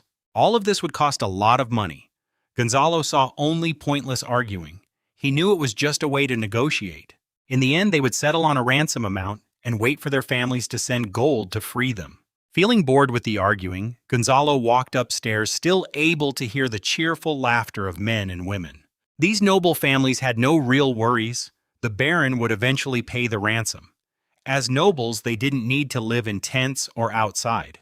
Raymond would give them the dignity of living in the castle's main rooms. Maybe tonight the nobles would hold another feast. Since so many people had come, they ordered servants to bring food to the castle of Songshua. The noble ladies, young masters, and young ladies could sing, dance, and enjoy themselves. Many of these people Gonzalo knew since childhood. Following the idea that more friends mean more options, he went to talk to them. Now Gonzalo was their idol. If Gonzalo hadn't gone to expand his territory, the unmarried young ladies would have started discussing with their families whether they could add a little more dowry to marry Raymond. Both the Baron and the young ladies liked handsome noblemen with black hair and fair skin who could win battles and lead night raids. They were better than children who only wanted to fight duels every day. This war in the next 100 years will be talked about by all the nobles, free citizens, and serfs around Songshua. Some will even sing stories about it like minstrels sharing tales. They will tell of Baron Raymond leading his army to defeat the evil cult army, saving 6 barons and a priest. They will also talk about his son Gonzalo, defeating his traitorous brother Elijah, and the night raid on the castle. There's also the story of Porter, who went from a stable boy to a baron by luck. Gonzalo went to the top living room where only Lolita and his personal maid were present. The maid wisely left. Now only they were left. "Gonzalo, he don't like that stable boy," Lolita said with red eyes and a sad voice. She wasn't crying over marriage, but because of her father, the kind old Baron Kent who had passed away. To young nobles, those who grew up attending parties and receiving education are considered their peers. Porter, even if dressed in fine wool clothes, still carried the smell of horse manure all over him, which made Lolita feel sick. Lolita knew that in the future at parties, Baron Porter would embarrass himself because he didn't know proper manners, and as his wife Lolita would also be laughed at. Gonzalo hugged Lolita to comfort her. "At least you became a baroness. You can teach her how to be a good noble lady. And you don't want to expand the territory, right?" Lolita held Gonzalo's neck and kissed him. Her golden hair smelled sweet and soft. "At least he loved someone," Lolita said firmly. They tangled together, starting the most natural kind of springtime intimacy. In the end, Lolita didn't go with Gonzalo to expand the territory. Her noble life since childhood made it hard for her to survive in new lands. And compared to a knight's wife, a baroness was a different class. Nobles knew that a stable, long-lasting life was more important than fleeting pleasure. The chance of success in expanding the territory was only 1 in 10. Lolita couldn't take that risk. She loved her position as a baroness more. A girl's youth is precious. In a few years, even with a dowry, no noble young man would want her. She'd have to find an older noble. Baron Porter was a good man. In noble circles, cuckoldry was quite common. Gonzalo had already forgiven Baron Porter, Songshua Territory Castle. Baron Raymond and the 6 barons had already agreed on the ransom. Now, including Baron Raymond, everyone was happily celebrating at the castle. Baron Porter, as the host, paid for the banquet. All the treasures were taken away, but it's okay to borrow money from the barons. Porter believes he can squeeze it out of the serfs within 2 or 3 years. Outside the castle, a long line formed. The slaves, whipped and driven, were headed to Brighton's territory. These were all spoils taken by Baron Raymond. Nearby, Gonzalo's expedition camp was already set up. 15 knights and Gonzalo himself, along with young Martin, were inside the main tent. As the leader, Gonzalo's first task after the battle was to reward his men. Rewards had to be given quickly based on their achievements. In Gonzalo's past, delays in rewarding soldiers often led to mutinies. Even though he could see loyalty levels on his interface, Gonzalo wouldn't act recklessly. It's simple. If soldiers see high loyalty now but feel discontent at night, they might turn against him. Such things are possible. There were 15 sets of new plate armor, each worth 20 gold coins. Used armor would be cheaper, and damaged armor even less. This was just armor. A knight or elite soldier needed armor-padded cotton underarmor, a sword or hammer, a dagger, a bow and arrows, a shield, 2 to 3 horses with tack, and 2 to 5 knights or attendants. Gonzalo bought all this from his father, Baron Raymond, using his battle achievements. The total cost was 300 gold coins, which was the limit Gonzalo could get.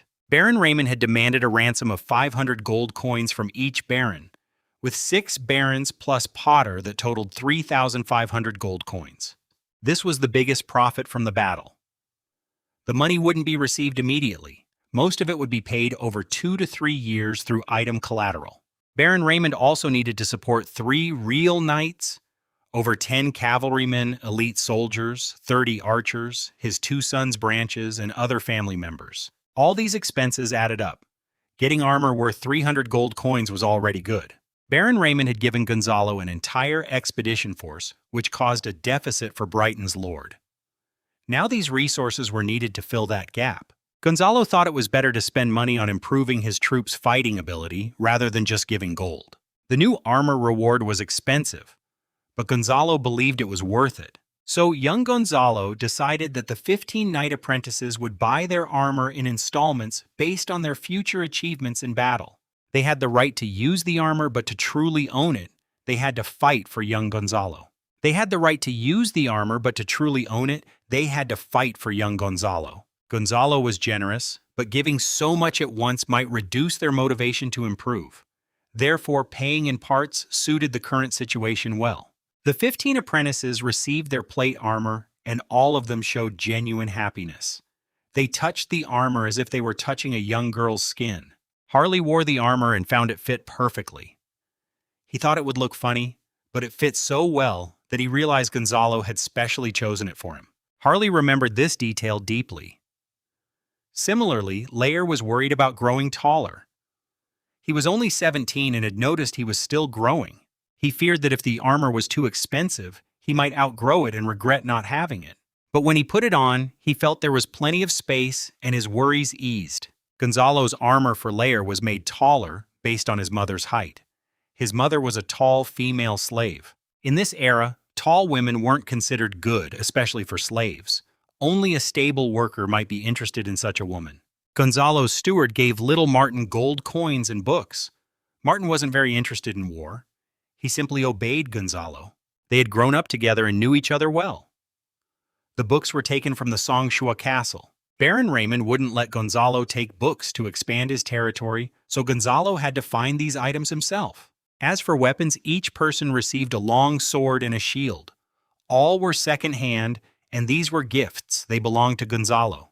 The camp's warehouse also stored bows and arrows, which were Gonzalo's property. They weren't very skilled with bows yet and needed more practice. While the 15 apprentices were still happily trying on their armor, Gonzalo spoke. "Get ready to assemble." Everyone quickly hid their smiles and rushed out of the tents, organizing small teams to gather the expedition. Gonzalo was very pleased with how disciplined the 15 apprentices were. 15 knights' aides stood in a line each behind a small group of 20 people, forming a square formation of 300 soldiers. Gonzalo examined the formation. It was neat and well organized. He loudly shouted, "All team leaders start counting." All 15 knights' aides shouted together. 1. Then the civilians behind them called out, 2, 3, 20. After hearing 20, the aides moved one step to the right, then ran to the back of the line and ran back to the front, continuing to shout, "Report!" 20 people counted. "All 20 present. Form the line," Gonzalo ordered. Everyone began to move, spacing themselves 1 meter apart. With each person about 45 centimeters wide at the shoulders, the square formation measuring 20 meters wide and 28 meters long appeared. Gonzalo held a list which had been checked by little Martin and the aides. "Runaway on the battlefield, step forward," Gonzalo commanded sternly. The aides turned around and shouted, "Group leader, step forward to confirm the runaways." It was nearly impossible for the aides to fight and verify the 20 people at the same time on the battlefield. So each group of 20 was divided into 4 team leaders, with 5 people per group. The aides also served as team leaders. They quickly confirmed the number of runaways, 15 in total, mostly slaves. These settlers were trained temporarily by Gonzalo and the aides at the end of winter. Being able to form a proper formation was already quite good, but on the battlefield some still ran away. Since they chose to escape, they had to pay the price. Runaways, the team leader will whip 10 times, the group leader 20 times, each runaway 50 times. Next time someone escapes, execute them immediately. Team leaders and group leaders double the whipping, Gonzalo ordered. Rewards and punishments go hand in hand. Military discipline is like that. Gonzalo initially planned to make an example of them, but seeing that these people knew they would be punished and still kept their formation intact, he let them go. The group leaders began whipping the runaways, while the team leaders whipped the group leaders, and the aides, as team leaders, whipped themselves. The aides whipped themselves more harshly. Gonzalo continued reading from his paper. Those who have contributed to defeating the enemy layer killed 1 soldier. Yilok killed 12. Yilok killed 5. The list included everyone from the knight captains to the slaves. Kill 1 soldier to earn 5 silver coins. Kill 1 armed farmer to earn 5 pounds of meat. Gonzalo organized his troops into groups of 5. The team leader checked the members, and the leader of the team checked the team leader. Behind them, little Martin and others watched to see if anyone tried to escape or earn battle credits. Since Martin could count and write and cutting off ears was not a practical way to record achievements on the real battlefield, they didn't use that method. In the entire continent of Atlantis, there was no system of paying soldiers based on the number of enemies they killed. Instead, they shared the spoils of war. The common people fought for their lord out of duty. If Gonzalo hadn't seized the Ogier family's treasures, he wouldn't have been able to pay such rewards. At most, he would give some meat. There was no money for rewards otherwise. The 300 soldiers consumed food every day, all paid for by Gonzalo's money. The real elite soldiers on the other side, only layer by luck, managed to kill 1 enemy. Most of the others were killed by Baron Raymond's skilled archers and cavalry. As they grow stronger, they will kill more enemies. For now, the rewards are set low, but in the future, they won't be reduced. Rewards will only increase. Gonzalo believes that generous rewards will motivate brave fighters. As battles increase, the rewards will become richer. The common people see enemies as delicious bread drooling with greed. Gonzalo sat in his chair personally, handing out meat. Everyone who came to receive their share respectfully said, "Thank you, young Master Gonzalo." There was also a list of casualties. Gonzalo injured himself, checked the list, and rewarded food. Because the cult priest fled early, the enemy army collapsed quickly. The capable Elias only saw Gonzalo, having never fought anyone else. Knight Hans was just pretending to fight and didn't kill anyone, so their side had 0 deaths in the first battle. In the second night raid, there were also no casualties. Everyone wore iron armor, and Luke the Knight protected them. To the cultists, this was a crushing defeat. Asan, Asea, and Alu watched Ida happily take out meat and eat a bite, drooling with greed. They were slaves brothers from different mothers, all chosen by Lord Gonzalo. They could speak human language. Slaves are given names so randomly that most have no names at all. These few slaves were bred by Baron Raymond, chosen from the strongest in the territory he selected. He married dozens of wives, and the slaves raised this way tend to be quite strong. Baron Raymond also gave some slaves to Gonzalo, and these brothers are among them. Big A, thanks to his genetic advantages, had never eaten well before. But he managed to kill an armed farmer and received a reward from young Master Gonzalo. They were gathering firewood in the woods. These woods animals, fruits and fish, belong to the noble lords. They dare not cut down trees, so they only pick up fallen branches. Gonzalo also ordered them to follow the rules. He doesn't want conflicts to happen just because some settlers caught fish in the river near the Lord's land. Even in the now ungoverned, snowy territory, it's not allowed. To make these settlers get used to obeying orders, young Master Gonzalo says what to do and they follow. If Gonzalo doesn't say anything, they shouldn't interfere. Later, when they reach Gonzalo's territory, how to encourage the farmer's mindset and develop the economy will be discussed. For now, they must follow the rules in the Valon area, go back to the camp quickly and eat. As soon as they hear about food, the slaves run faster than anyone. The smell of meat. Alao drools excitedly, having smelled it so much today. Little Martin holds a spoon and taps on a large iron pot, making a loud clang. Each person gets a bowl and a coarse bread. Everyone has one. This is a reward from young Master Gonzalo for your efforts. Alu can't believe his ears. Everyone has one. And he considered a person now, but while hesitating, he falls behind. Asen reaches the large iron pot first. Hassan holds a dark brown coarse bread with visible grains and bran bits. It's a food he's never eaten before, and just smelling it, he can already smell the wheat. There's also a bowl of meat soup. Hassan quickly goes to get it, but little Martin hits him hard on the head with a spoon. He's not angry. He's used to this kind of hit. Speak. Hassan touches his head, thinking of what to say. Suddenly, he remembers what Big A said when he was rewarded today, and he starts to imitate. Thank you, Lord, little Martin. He thinks this should be fine. As long as he calls him Lord, it should be correct. Little Martin hit Hassan's head hard with a spoon again, which confused Hassan. He couldn't understand why calling Lord didn't work anymore. Looking at the hot meat soup in front of him, Hassan was so anxious he almost cried. The only meat he had ever eaten was earthworms. Alu whispered from behind, Thanks, Lord Gonzalo. Yes. Thanks, Lord Gonzalo. Little Martin handed the meat soup to Hassan and reminded him it's thanks to young Master Gonzalo. Ichito. When they reach the frontier, call him Lord Gonzalo. Do you understand this was something Gonzalo kept emphasizing to those around him? Rules are rules. Gonzalo, as a noble, was a firm supporter of the feudal system. The real Lord Baron Raymond was still inside the castle dancing with noble women. The Baroness had passed away many years ago, and Raymond had been flirting with noble women over the years. Smelling the delicious meat, Hassan shouted loudly, Thanks, young Master Gonzalo! The others behind him started calling out, Hurry up, it's their turn. Only then did Hassan leave. Nighttime Alu and everyone sat around the campfire playing a fun game, tossing a cloth. 20 people in a team passing the cloth to the beat of the Captain Yalak. Whoever catches it last is responsible for guarding the night. They played 10 rounds in total. The person who caught it the most times would be on duty. Gonzalo invented this game. It started in winter with 15 knights and their attendants to improve their math skills and strengthen their bonds through fun.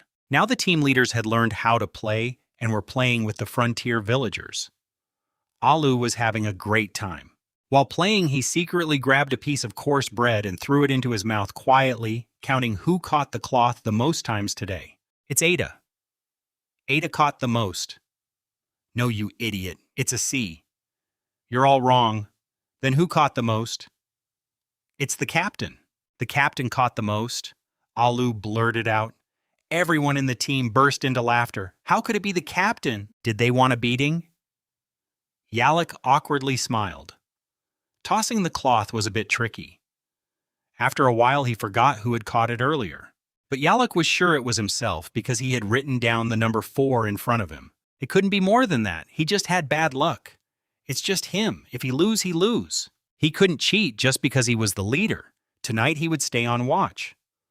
Alu smiled happily.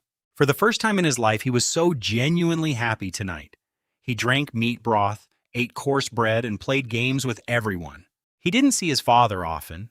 He only saw him once from afar while moving wood in a distant village. The man was tall and looked like a slave. They said he was Alu's father. Every time Alu corrected the foreman about the wrong amount of wood, he would be whipped. Later, Alu stopped caring.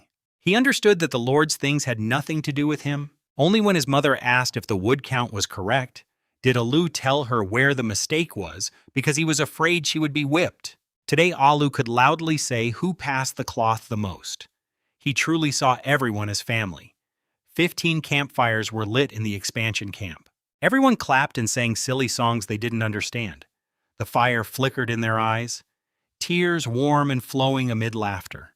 At this moment, they held hands, singing and dancing happily. Far from here, inside the castle, a banquet with candlelight and flickering lamps was happening. People flattered and complimented each other with fake smiles, creating a sharp contrast. Inside the tent, Gonzalo and little Martin counted gold coins and valuables. Everything had to be recorded on paper, including rewards. It was important to keep track so they could compare later who got less, who got more, and make up for it. Loot and treasures had to be carefully recorded to prevent theft. Thieves didn't steal so much at once, but if they took a little each time and it wasn't recorded, it would be impossible to notice. Gonzalo now had 678 gold coins. 100 of these were sent by Baron Raymond to Gonzalo's older sister to help with connections. That older sister who married into the royal city had a husband who was a declining middle-aged noble. Her dowry was several times larger than Lilith's. Baron Raymond arranged this to expand his influence in the city. He knew that in the future, his two sons would need to explore new lands. It was the Garcia family's mission. He had arranged his sister Matthew's marriage early. Matthew was chosen as a promising candidate for Gonzalo's expansion team. This was her second time using connections, so she was more familiar and confident. This was also the first time Gonzalo, as the youngest son, gained an advantage in status. There was also a gold table lamp broken into two parts, valued at about 50 gold coins. 4 gemstone cups matched the 4 male members of the Oser family, with the family crest at the bottom. These need to be cleaned off, each worth 15 gold coins. Additionally, there are small bags of spices like cinnamon and cloves. Under the box, there was even a roll of silk.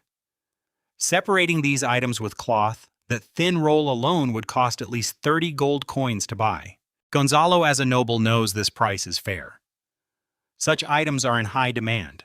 Unfortunately, there was no tea, or Gonzalo would enjoy a taste of his homeland. There are also delicate small items like rings, brooches, and necklaces, all bearing the Oser family crest. These crafts can only be damaged to remove the patterns, which would reduce their value. Including 678 gold coins, the total estimated worth is around 950 gold coins, probably not exceeding 1,000.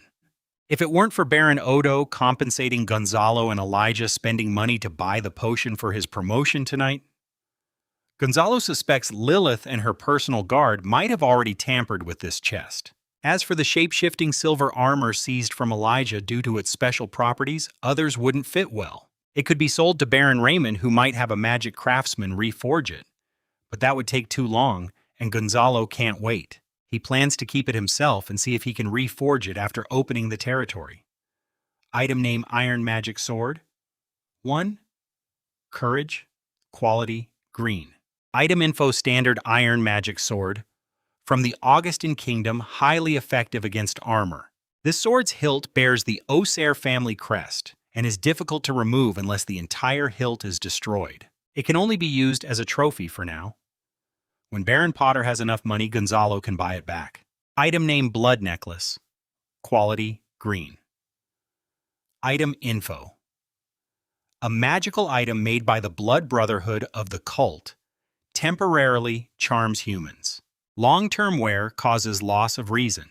This necklace cannot be sold openly.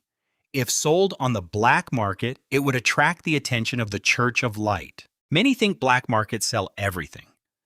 But in reality, the owners behind these markets are often nobles or even church bishops. The black market mainly helps nobles sell stolen goods discreetly. This does not include cult items. As for the serfs and cult members who stole the noble lord's belongings and plan to sell them on the black market, it seems you're eager to have your head displayed on a stick at the city gate. After counting the valuables and making notes, Gonzalo sat tiredly at the table and continued giving instructions to little Martin. Help him record the information of each settler using this format. The notebook on the table had entries named Gender, Age, Special Skills. He knew they probably don't know much, so ask plenty of questions when you record, even if they can fish pick. Mushrooms learn to call chickens or bark like dogs. Write down their skills. It might be tiring, so he would have a servant help you. Thank you for your hard work, little Martin. Young master, he was not tired. It's just his duty. He knew he was not as capable as his older brother, Big Martin. He just needed to work harder. Little Martin said with a small smile. How about waiting until the settlement is stable? And he find you a wife? Gonzalo said with a playful smile. No, that won't do. You're not married yet, young master. How can he marry first? That wouldn't be proper. Little Martin quickly shook his head in refusal. Don't worry. When they get there, his word is the law, Gonzalo corrected him. Little Martin looked down a bit shy. They had grown up together, yet now he was feeling shy again. He wanted something bigger. Little Martin said, lowering his head even more. The man understood immediately. Gonzalo threw a silver cup at him, hitting his head. Go get some sleep. He had got that noted. After little Martin left, Gonzalo spread out a sheepskin map and planned his next route. His destination was the southeastern part of the August Kingdom, starting from the northwest of Valon Province, heading to the Free Port in the southeast. Then sailing south from there, stopping at 3 ports for supplies. Each port's output and local prices were detailed here. These were information sent by his older sister Meph from the capital. The capital's information channels were much better than those of the barons in Valon's corners. Without this data, he would be completely in the dark outside Valon, relying only on family notes that contained outdated information from 100 years ago. This way you can plan carefully and decide which supplies are unnecessary to bring. You can buy them locally, often at lower prices, since Brighton is not as busy with trade as port cities. Then you will disembark at Sunrise Port in the Yalin province, heading south through the Fairmont Mountains. It was important to note that most of the Fairmont Mountains are controlled by first-generation barons, who became barons after being knights, not through inheritance. These areas often have unrest with rebels, bandits, and even bandit nobles. Since most barons are first-generation, their succession is unstable. When a baron dies, distant relatives may come to inherit, but they were unfamiliar with local conditions and may die too. Without a stable lord, many peasants become semi-bandits. There are detailed records about the lords of the Fairmont Mountains, including when they were granted titles, family histories, hobbies, and local specialties. This helps prevent misunderstandings later. Nobles strongly dislike neighbors producing and selling the same products. For example, if he produced fruitwood wine, his neighbor should not sell it. They can produce and sell grape wine but not fruitwood wine, or he might go to war. At the southern end of the Fairmont Mountains, you will see Mount Man Roland, which marks the start of Gonzalo's designated frontier. The map shows that south of Mount Man Roland is a plain where 3 pioneering knights have died. Goblins and other monsters, even magical beasts, live on this plain. The area around Mount Man Roland and the southern plain is Gonzalo's frontier territory. Further south of the plain is a desolate swamp which extends all the way to the Thorn Coast. This area is Gonzalo's reserve land. Paying a fee to buy the rights to develop these lands for the next 10 years is common in the kingdom. Since pioneering knights don't pay taxes for 3 years, and if they die, new knights must come, which means the land often remains untaxed. Buying development rights is more practical.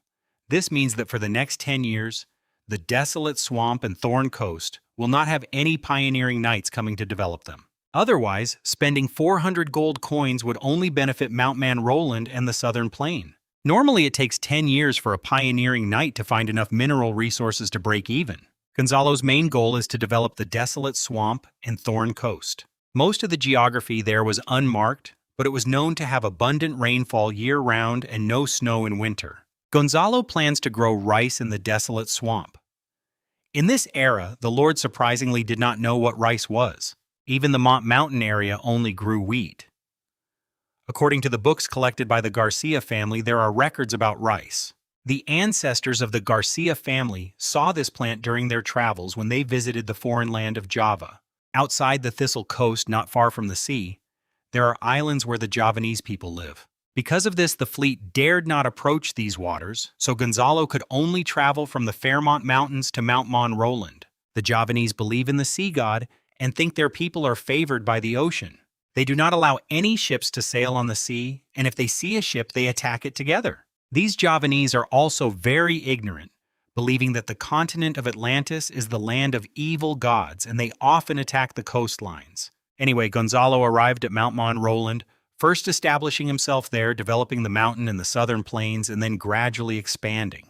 In his previous life, Gonzalo, as a local leader, knew that food was the most important resource for development in feudal times. When choosing to explore the territory, he focused on the south, not the north. The north, except for black soil, generally produces little food, and the places with black soil are not accessible to Gonzalo. He remembered that in winter, when he hosted officials from a northern region, they were surprised that trees there did not lose their leaves in winter. That was the difference between north and south. In feudal society, northern food production was a disaster for modern people. Even with advanced technology like greenhouse farming, it was unrealistic to develop the northern lands into a large-scale, powerful area because of the limited land size and climate conditions. Unless the divine kingdom of the Bright Lord happened to be there.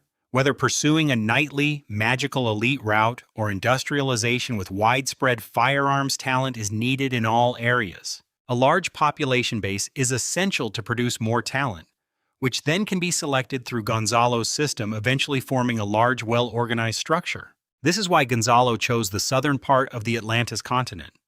Just having a winter without snow already puts him ahead. Meanwhile, in Brighton, winter slaves and serfs die from the cold every year. Of course, these are all later stories. For now, the most important thing is to focus on the current situation. The Blood Brothers cult in southeastern Volia is causing chaos. To reach Freeport, you must cross a war zone or head south to leave the Volia region and find a port to sail from. All decisions depend on the letter. Count Terence will send to Baron Raymond. Until then, he could not act, so he had been busy these days. After handling everything, Gonzalo didn't plan to go to the castle banquet hall. He's known these nobles since childhood, and socializing with them doesn't bring any real benefit. If he could meet some new nobles, Gonzalo would be happy to attend those banquets. The snowy mountain, the castle, and the ongoing trial of the cult members continue. Father Rory can now walk, and Gonzalo helps him inside the castle from the outer courtyard. Gonzalo, you are a good boy and very talented. You shouldn't waste your gifts, Father Rory said sincerely. Here he goes again. Father Rory has said this several times today. Honestly, Gonzalo doesn't dislike the church. In his past life as an atheist, he believed in practicality. People only trust you if you're useful. If you're not, no one cares about you. This world has recorded miracles, magic, and divine powers. Gonzalo has seen all of these with his own eyes. Gonzalo just keeps helping him, silently choosing to stay quiet and pretend to be indifferent. Until there are real benefits, Gonzalo decides not to speak. Father Rory seems to understand Gonzalo's feelings. Having dealt with nobles for many years, he knows what they want. The church is no longer as strong as it was 1,000 years ago. After 2 religious revolutions, the church's control over the land has weakened. Many mages now serve powerful nobles and try to influence church rule. You mentioned the recent rebellion of the southeastern cult in Volia, which lasted from last summer to winter. Why did Lord Count Terence only issue a call to action? Now Gonzalo's heart skipped a beat. This isn't a topic he should discuss. Rory initially supported Count Terence, but perhaps he's become numb from being whipped by cult priests and is now disappointed in these nobles. In Gonzalo's memory, Father Rory and Baron Cant are both kind-hearted people. Maybe the Count has his own reasons. Father Rory, you called him here, but he don't think they're here to discuss these matters, Gonzalo said. Father Rory realized he had spoken out of turn. He cleared his throat awkwardly and continued. You mentioned that you're pioneering in the Fairmont Mountains, mostly inhabited by noblemen, and there are hardly any churches there. Now he was 63 years old. He started serving as a pastor at 16, was promoted to priest after 8 years, and he had been in this position for 39 years. Gonzalo, as a noble, immediately understood that Father Rory wanted to advance. Father, you're joking. He was just the second son of a baron. How could he help with such matters? Father Rory led Gonzalo into a room with no one else around. After making sure they were alone, he continued. Purple Dawn. Divine. Arrow Assi Garcia. According to church records, you also have mental power and can cast spells. He saw this in a rare book in the church library, so he had been saying you are a talented child. Gonzalo suddenly understood. He thought that Father Rory wanted him to join the church as a knight or priest after discovering his mental power. But it turned out he knew the logic behind the appearance of the purple glow. Don't worry, child. If he tell anyone about this, it won't benefit him at all. He swore to the light god. Now it's about exchanging benefits. Gonzalo considered Father Rory's age. Nobles, due to long-term fighting, usually live to about 60. Father Rory was already 63. This was a gamble, betting that Father Rory would live longer. When he was young at 24, he became a priest. Back then, he was proud and looked down on nobles. He wasted years, and only when you young noble children learn this from a young age. It's only now that he understood. He started attending noble banquets, carrying special healing potions, and making friends with you. Gonzalo nodded in agreement. Nobles do understand much more than commoners. Many families have no inheritance and need to suffer through a lifetime of hardship to learn these lessons. But noble young men and women can read their ancestors' notes in the library for just one night and understand everything. Become his disciple and he would provide you with a knight and a priest. He would write to the church to seek a special position for you and teach you the healing skills. A knight. Gonzalo was quite interested, especially since he had a status panel where he could see loyalty. A priest was even more useful. Healing magic and medical knowledge would be very helpful in the frontier territory. As for the church controlling the people, that is impossible. In this era, nobles are best at resisting the church. Gonzalo grew up under the influence of his father, Baron Raymond, learning how to negotiate with the church, escape control, and even oppose it. The kingdom's laws already state that nobles must protect the legitimacy of the light church in their territory. As long as they paid the tithes on time, they were fine. For example, Father Lori is now a mediator around the baron's estate. If this were 1,000 years ago, disobedience would mean being burned at the stake, and there would be no need for such negotiations with nobles. Father, he agreed, but he wanted to choose the person himself. Gonzalo said after thinking, holding the priest's hand and nodding. Your choice is allowed, but there can only be one knight. Father Lori replied awkwardly. Today the Light Church has no military power in most regions, except in the main cities of each province. This is the result of historical compromises. The Church's true strength lies with the Holy See. He, King Augustus of the Vala province, Father Lori, hereby accept Gonzalo Garcia as his disciple. Child, swear to the light God. Gonzalo knelt on one knee, facing the shrine, and made a sincere vow. He, Gonzalo Garcia, in front of the Lord of Light, and Father Lori promised to follow the Benedictine rules. Mentor, under your guidance and authority, he promised to study diligently and show respect. His Lord witnesses this. Amen. Gonzalo placed his hands on the white crystal before the shrine and closed his eyes. In the darkness, a white glow formed, tiny pearl-sized particles gathering in front of Gonzalo. They looked like little spirits dancing around him. Gradually, they began to sing like a choir in a church, their holy voices rising higher. The scene started to change. Images of the first pope, leading humans to fight against elves, the Virgin Mary, descending to comfort, and miracles of the Lord of Light shining over the continent of Atlantis, ultimately driving the elves out. At this moment, the white crystal glow on Gonzalo's hands reached its limit, then suddenly disappeared. Very good, Gonzalo. Your talent surpasses even the proud students of the Holy Academy, said the voice. Gonzalo looked at his status panel, where his spirit had increased from 2.0 to 2.5 in a short time. Father Rory has started about divine magic, which includes healing and illumination spells. There are standard divine spells and light magic. During the Second Religious Reform, the Church stopped focusing only on divine magic. They also studied light magic and even fire spells. At that time, Pope Francis proposed a theory that gods also compete with each other. The Light Church believed that learning more divine spells would help the Lord of Light gain more power. This caused a big explosion in the Church. Assassinations plots and religious wars broke out across the continent of Atlantis, affecting all human nations. In the end, Pope Francis managed to win, but only through compromises with powerful nobles and within the Church itself. The Light Church officially recognized light, fire, and nature magic as lawful magic. However, dark magic, death spells, and blood magic were labeled as evil heresies. After the Second Religious Reform, the Light Church lost its former power and influence. Name: Trick. Level 1. Age 25. Bravery 1. Knowledge 6. Strategy 0. Management 1. Military 0. Spirit 0.6. Traits none. Favorability 30. Name Tal. Level 1. Age 8. Bravery 0.3.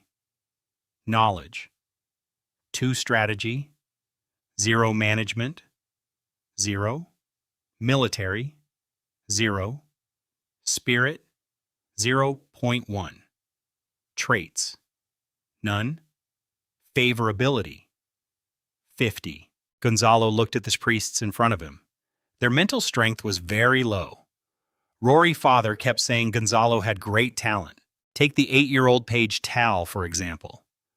The priest discovered him early and raised him in the church.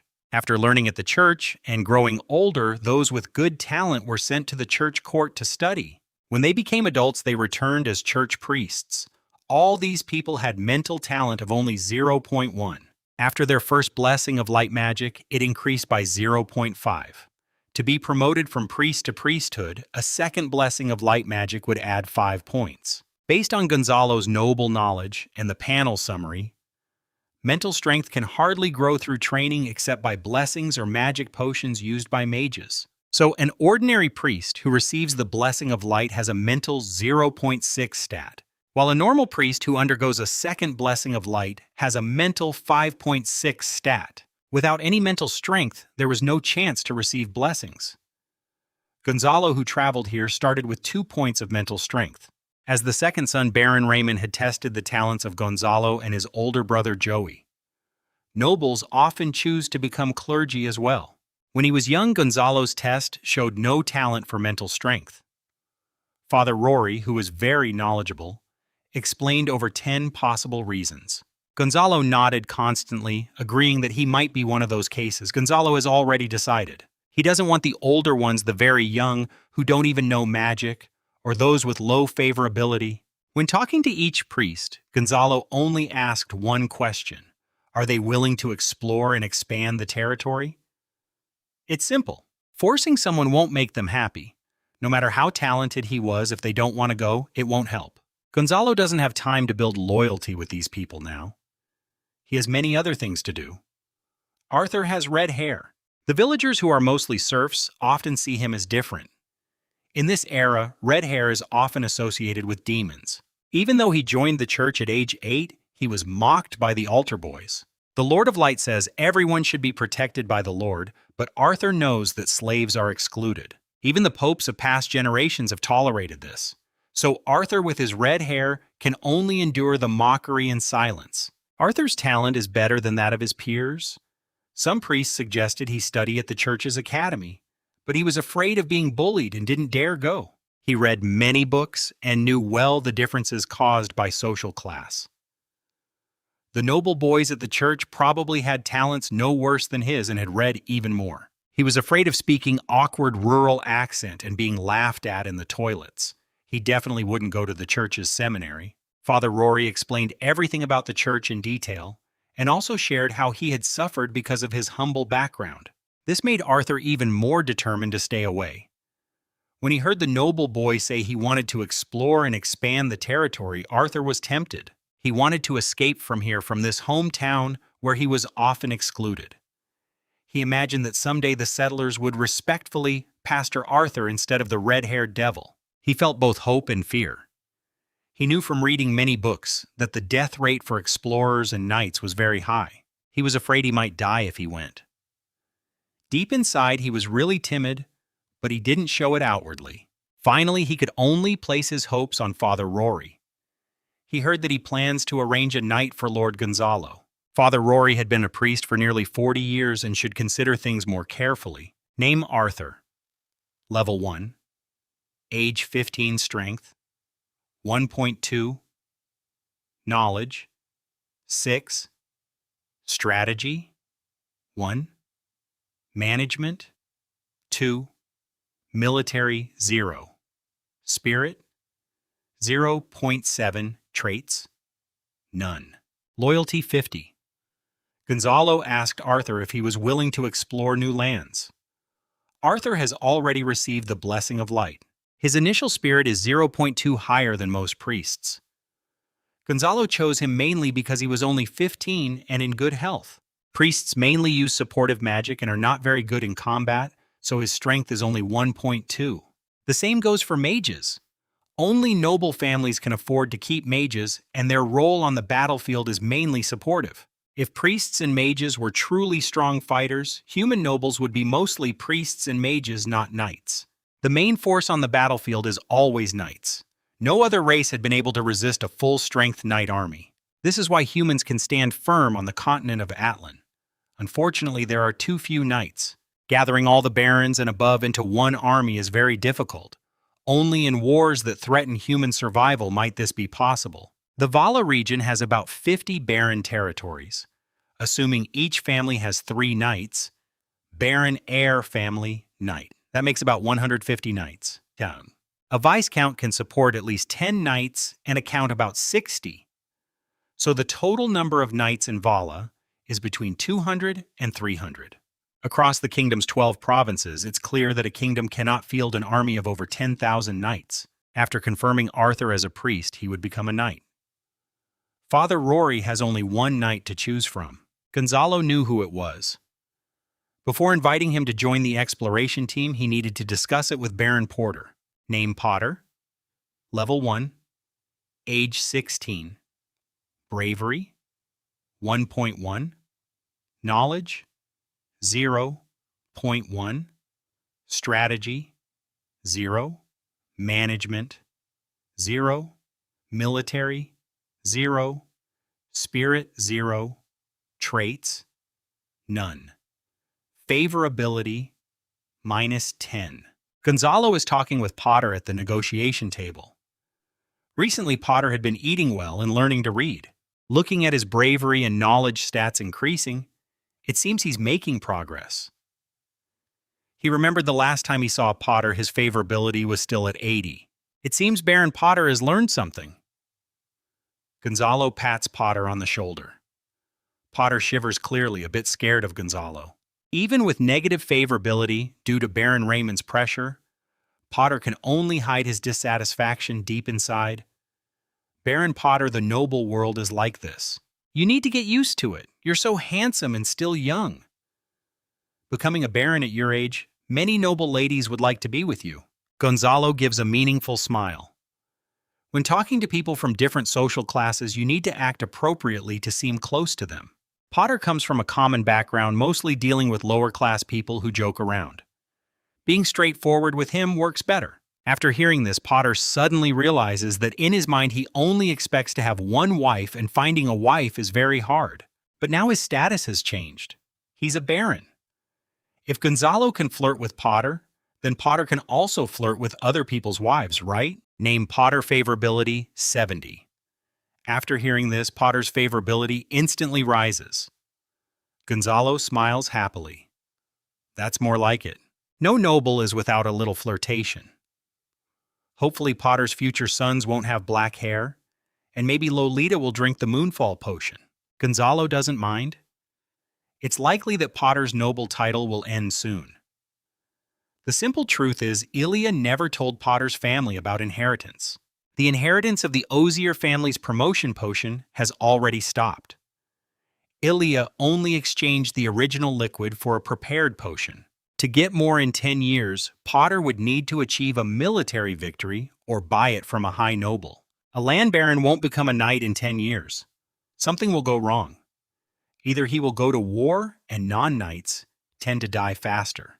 Buying his status from a high noble is also unlikely. The final result was that Baron Raymond, or Big Brother Guy II, supported a Baron Potter's son with a promotion potion, making him a vassal of the Garcia family. Baron Potter, who had not received noble education, was still happily immersed in the joy of thinking he understood noble rules. Next, the document to end the relationship with Knight.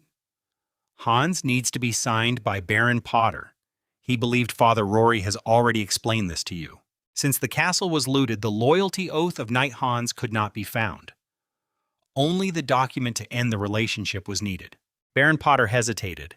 To him, Hans was a hot potato and he had no money to pay the ransom for Knight Hans. His own appointment order had not yet been issued.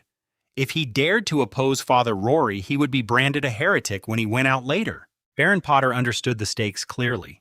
He picked up a pen and awkwardly signed his name on the document to end the relationship. Finally, Gonzalo traded with Baron Potter, buying cattle, horses, grain, and redeeming or purchasing slaves, mostly young adults or families. Gonzalo paid his father, Baron Raymond, 10 gold coins as the ransom for Knight Hans. This price was very cheap. Other barons who were also knights paid 500 gold coins for ransom. Because Raymond was his father, Gonzalo could get away with paying less. Outer castle courtyard, Gonzalo looked at Knight Hans kneeling before him. Hans was dressed in plain gray linen with only a short sword at his waist, tied with a hemp rope. He no longer looked like the armored knight he once was. Hans insisted on swearing loyalty because Gonzalo had punished Elias the Beast as he deserved. Previously, he had sworn loyalty to the Ozier family, not the regicide. He had considered killing himself, but was given a new life. The document ending the relationship signified that Knight Hans had no more ties to the Ozier family. In the outer courtyard, Baron Raymond, Father Rory, Baron Potter, and other barons, and their knights, who had not yet paid the ransom, watched as Gonzalo placed his father's fine iron magic sword on Hans's shoulder instead of the Ozier family's magic sword. Gonzalo Garcia, in front of all witnesses today. Gonzalo hereby knighted Hans as a member of the Garcia family. He was commanded to follow the 6 qualities of a knight: loyalty, courage, honor, humility, justice, and faith. Knight Hans knelt on one knee, his right fist over his heart, and loudly pledged. He swore he would bravely face enemies and fight against wrongdoers without hesitation. He would protect those who cannot defend themselves and help those in need. He would never harm women and children and would be loyal to his friends and Lord. In the name of the Lord of Light, he would always fulfill his duties. Name Hans Level 2. Age 38. Bravery. 8. Knowledge. 2. Strategy 1. Management. 2. Military. 5. Spirit 0. Traits. None. Loyalty. 100. His original goodwill of 30 has now become loyalty at 100. At that moment, a messenger rider entered the outer courtyard and handed a letter to Baron Raymond. Among the nobles watching, there was a wax seal with the Feld family crest belonging to Count Terence, the governor of Valon province. Baron Raymond opened the letter. It was hereby appointed that Baron Raymond Garcia is to be the commander of the northwest garrison of Valon province, responsible for regional security, capturing heretics, bandits, and unruly civilians to maintain stability. Baron Raymond is exempt from frontline conscription, as is Baron Song Shui from conscription duties. In case of large-scale heretic activity, Baron Raymond must cooperate with Nathaniel Boone, the commander of the western garrison, and Ethan Crawford, the northern garrison commander, to fulfill enemy duties.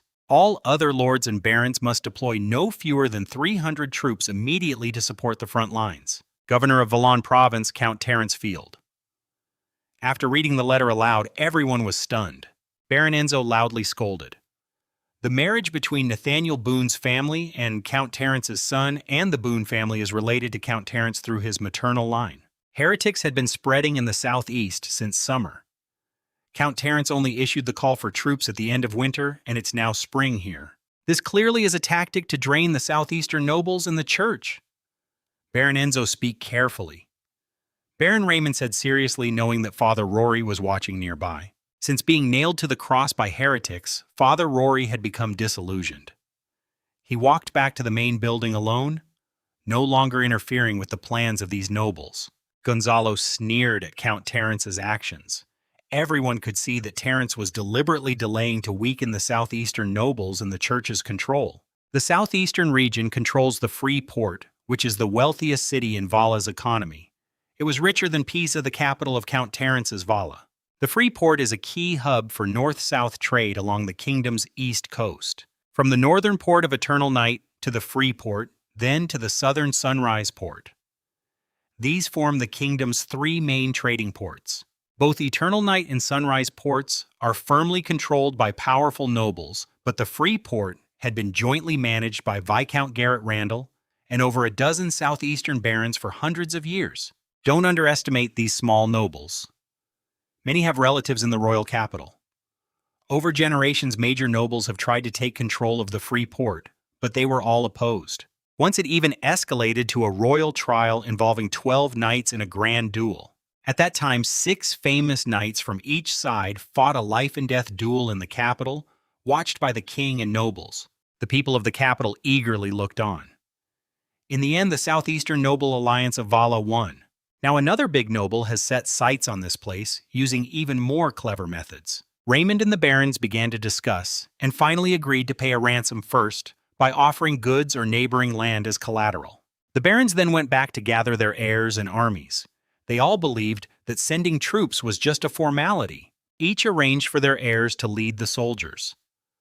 After all, if the eldest died, there was always the second. They could even survive. Plus, this conscription was voluntary and all expenses had to be paid by the barons themselves. The most disgusting part was that quelling heretics and peasant rebellions was considered the lowest military achievement, so soldiers gained little benefit from it. The main achievements for human armies were expanding into foreign lands and defending against invaders. Wars between human nations or religious conflicts were far less significant than these. Gonzalo also discussed with his father, Baron Raymond. In the end, Gonzalo decided to follow the army and stop at Redwater City on the southeastern edge of Vala. He planned to observe the battle. If the war ended, he would head east into the Freeport. If it dragged on, he would leave Vala and go to other ports by ship. Going to the Freeport had many advantages. The first was the ships. The Freeport only docked the best ships of the kingdom, which were fast and reliable. The second reason is the cost advantage. Before setting sail, Gonzalo needs to buy supplies. Since Freeport trade is well developed here, buying goods is much cheaper. The third reason is relationships. If there was no war, Valen and nearby provinces gather here, making it easy to meet nobles or fellow explorers from the same region. They can build connections, look out for each other on the road, and potentially develop trade between territories in the future. As for earning military honors on the front lines, that's a joke. Gonzalo's family wealth can't handle such risks. With the exemption decree in hand, no one can forcibly conscript Gonzalo. The nobles of the southeastern provinces and Count Trenz have their own troubles. Gonzalo has nothing to do with their disputes. Soon the barons began to mobilize their armies. The quality of these troops was quite varied. Most were slaves or old and young farmers. Unless noble knights led the army, these barons even considered sending their younger sons who hadn't been promoted yet. Family knights would lead the troops. Most of these armed farmers carried farming tools and grass spears. Only about 20 soldiers acted as protectors for the family heir, and they were the real core of the army. Even Baron Enzo was unwilling to provide grass spears. He tried to imitate Gonzalo's explorers by sharpening cedar sticks into spears, but he didn't learn the key skill. No charcoal roasting. Baron Kent. Son of Baron Kent, had to lead personally. His father had died, his sister was married, and the family was struggling. Only he could support the family. Luckily, he already had children, so as long as a true heir existed, the family wouldn't fall apart. Baron Raymond had already returned to Brighton territory to start a new round of troop deployment. The garrison's main job was to maintain regional stability. Unlike regular army's troop arrangements needed adjustments, Big Brother Guy II was already married and had children. He was the heir responsible for Brighton territory, responsible for protecting the family legacy. Father Rory was busy writing 2 letters, one to the Bishop of Valon and one to the church. After finishing, he would continue to judge heretics. Gonzalo was not in a hurry. He planned to trade slaves and supplies with Porter first. Once everything was organized, he could set out.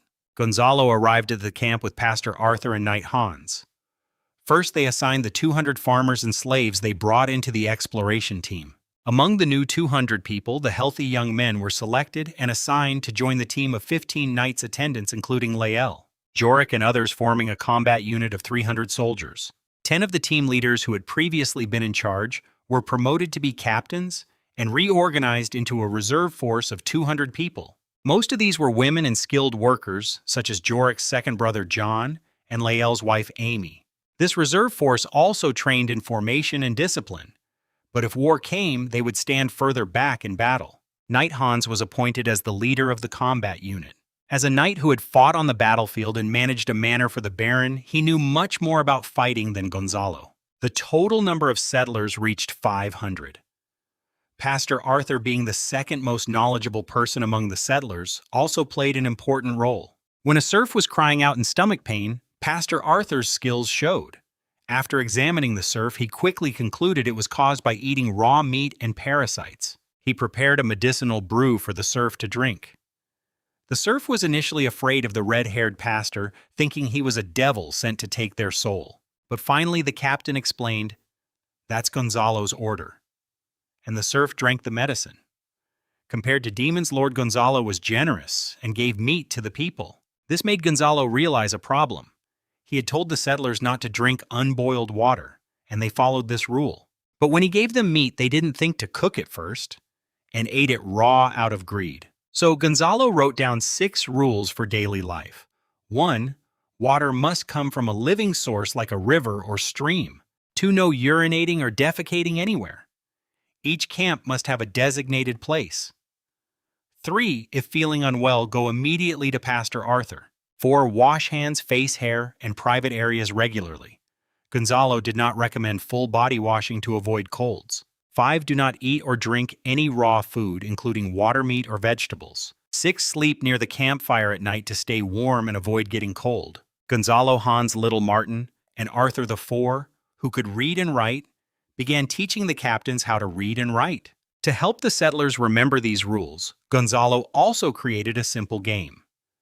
The settlers on the ground used branches to learn 10 characters every day. Approximately Locke is semi-literate and responsible for supervision. Whoever finishes the task the fastest will receive a pound of meat. This game is played once each morning and afternoon.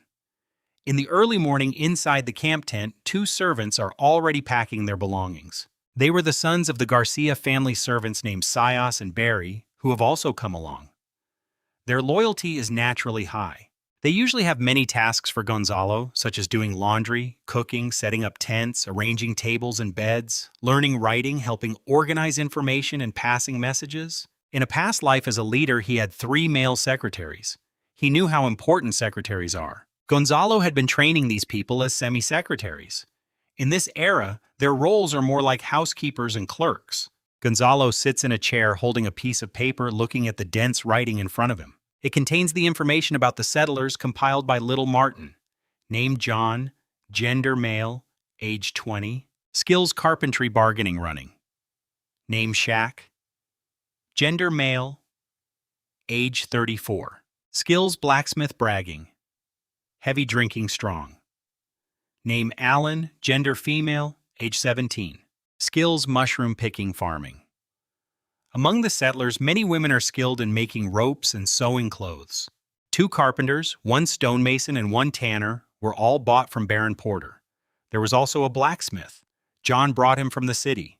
This blacksmith was expelled from the smithy because of drinking issues. Later, he became friends with John and was brought along. This kind of blacksmith is paid a proper salary. There was also a barber named Joppus who was captured as a cultist. After Father Rory judged him, he believed Joppus was coerced into joining the cult. When he learned Joppus was a barber, he asked Gonzalo if he wanted him. Gonzalo saw that Joppus' favorability was still 20, so he took him.